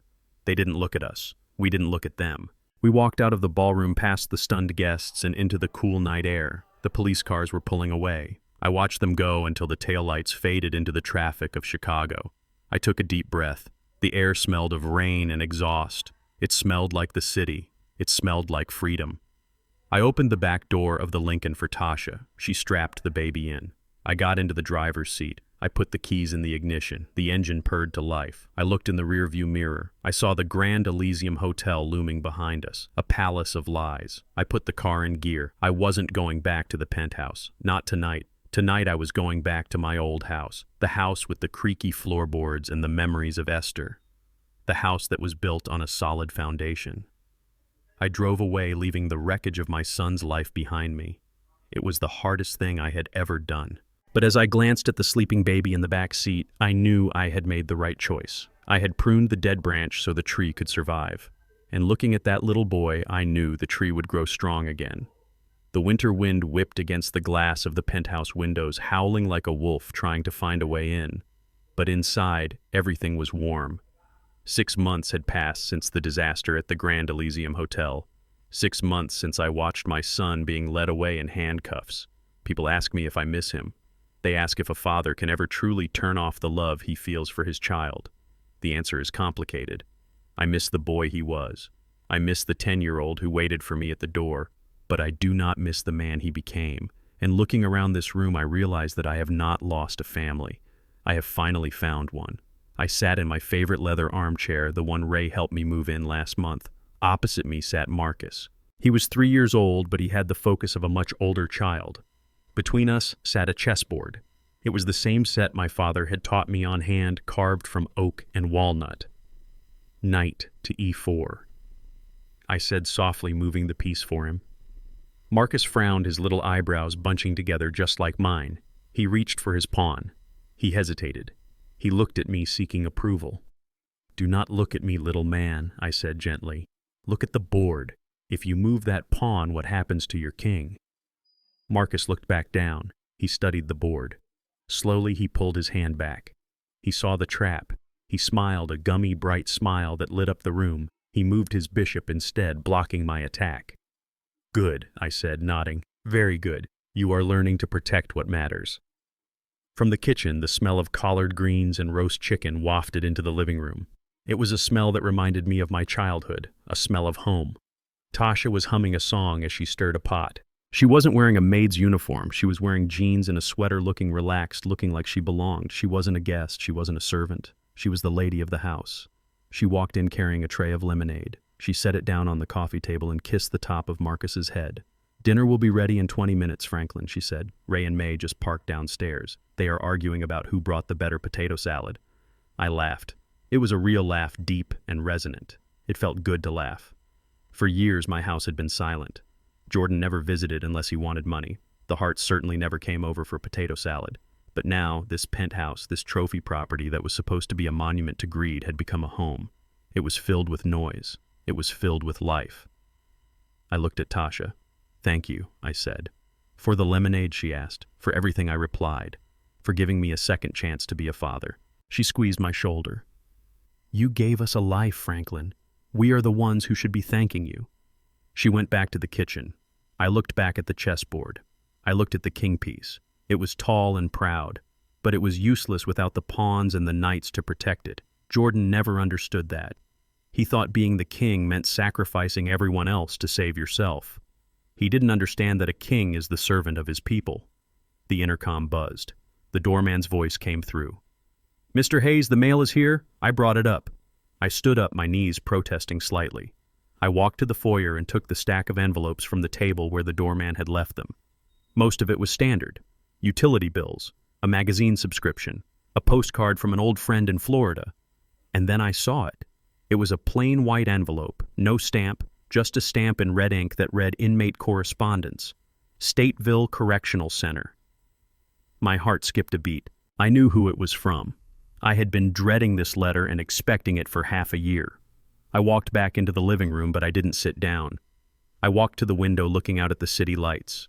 I held the envelope up to the light. It felt thin, cheap. I ripped it open. The handwriting was messy, scrawled in pencil. It was Jordan's handwriting, but it lacked the arrogant flourish it used to have. It looked jagged, desperate. "Dear Dad," it began. I adjusted my glasses. "I hope you are good. It is cold in here. The heating is broken in my block. I have been thinking a lot. I know you are angry. I know I messed up. But you have to understand it wasn't my fault." I stopped reading. I looked up at the reflection of the room in the glass. It wasn't his fault. Even now, sitting in a cell, he couldn't say the words. He couldn't take the weight. I looked back at the letter. "Kylie pushed me," he wrote. "She was always talking about money. She made me feel small, Dad. She said I wasn't a real man if I couldn't give her the lifestyle she wanted. I only did it to make you proud. I wanted to show you I could play in the big leagues." I shook my head. He was blaming the woman he had conspired with. He was blaming me for his need to impress. He was blaming everyone but the man in the mirror. The letter continued. "My lawyer says that if I can get a character witness statement from you and maybe some restitution money to pay back the Hart's creditors, I could get out on parole in 2 years. I know you have the money, Dad. You have the trust fund, just a small loan. I will pay you back. I promise. I am your son. You cannot leave me in here. It is dangerous. Please. Just 500,000. 500,000. He was asking for $500,000 as casually as if he were asking for lunch money. He didn't ask about his son. He didn't ask about Tasha. He didn't ask how my health was. He asked for money. He asked for a way out. He was still trying to negotiate. He still thought our relationship was a transaction. I looked at the signature at the bottom. Love, Jordan. The word love looked foreign on the page. It looked like a lie. I felt a sadness wash over me, but it was a distant sadness. It was like looking at a photo of a house that had burned down years ago. You remember it, but you know you can never live there again. I walked over to the fireplace. It was a modern gas fireplace, flames dancing over glass stones. Tasha walked in drying her hands on a towel. She saw the envelope. She saw the expression on my face. She knew.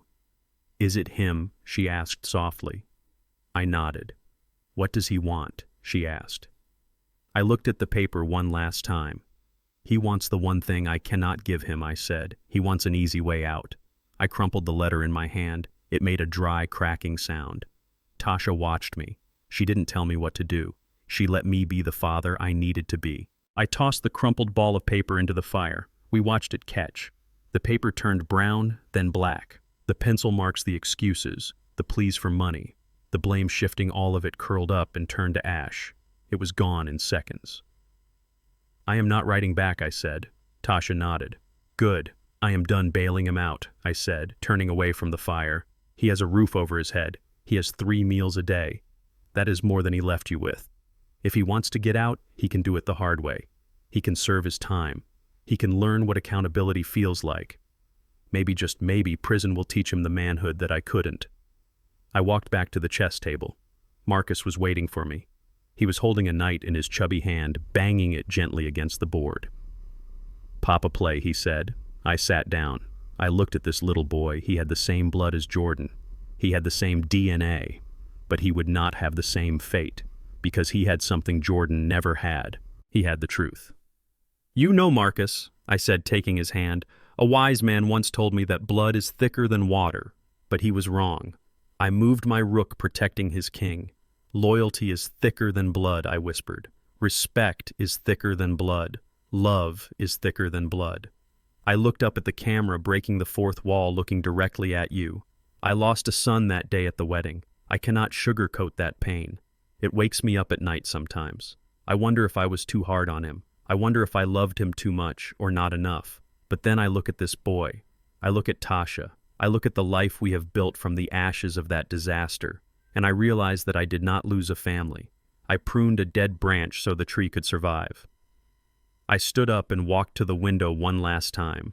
The city of Chicago lay spread out before me, a grid of lights and steel. I had helped build this skyline. I had poured my sweat into this city.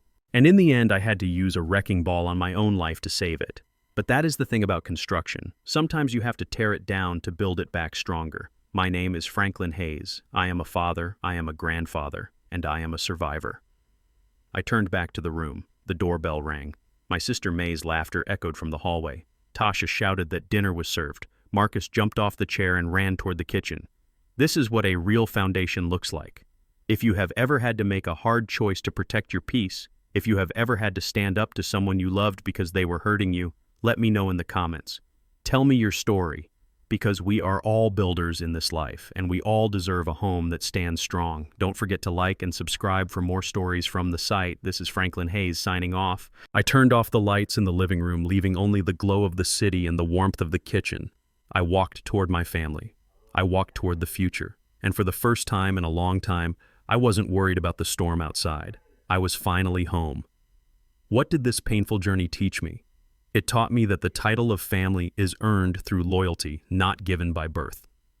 We often cling to toxic relationships simply because we share DNA, but a house built on a rotten foundation will eventually collapse on top of you. I learned that you cannot buy love, and you certainly cannot buy respect. True family isn't about who you are related to. It's about who stands by you when the storm comes. Don't be afraid to walk away from people who only view you as a resource. It hurts to prune the dead branches, but remember, it is the only way the tree can survive to bloom again. If this story resonated with your soul, please hit that like button and subscribe to the channel for more stories of justice and redemption. And tell me in the comments below, have you ever had to choose between your family and your own dignity? I read every single one. Until next time, stay strong.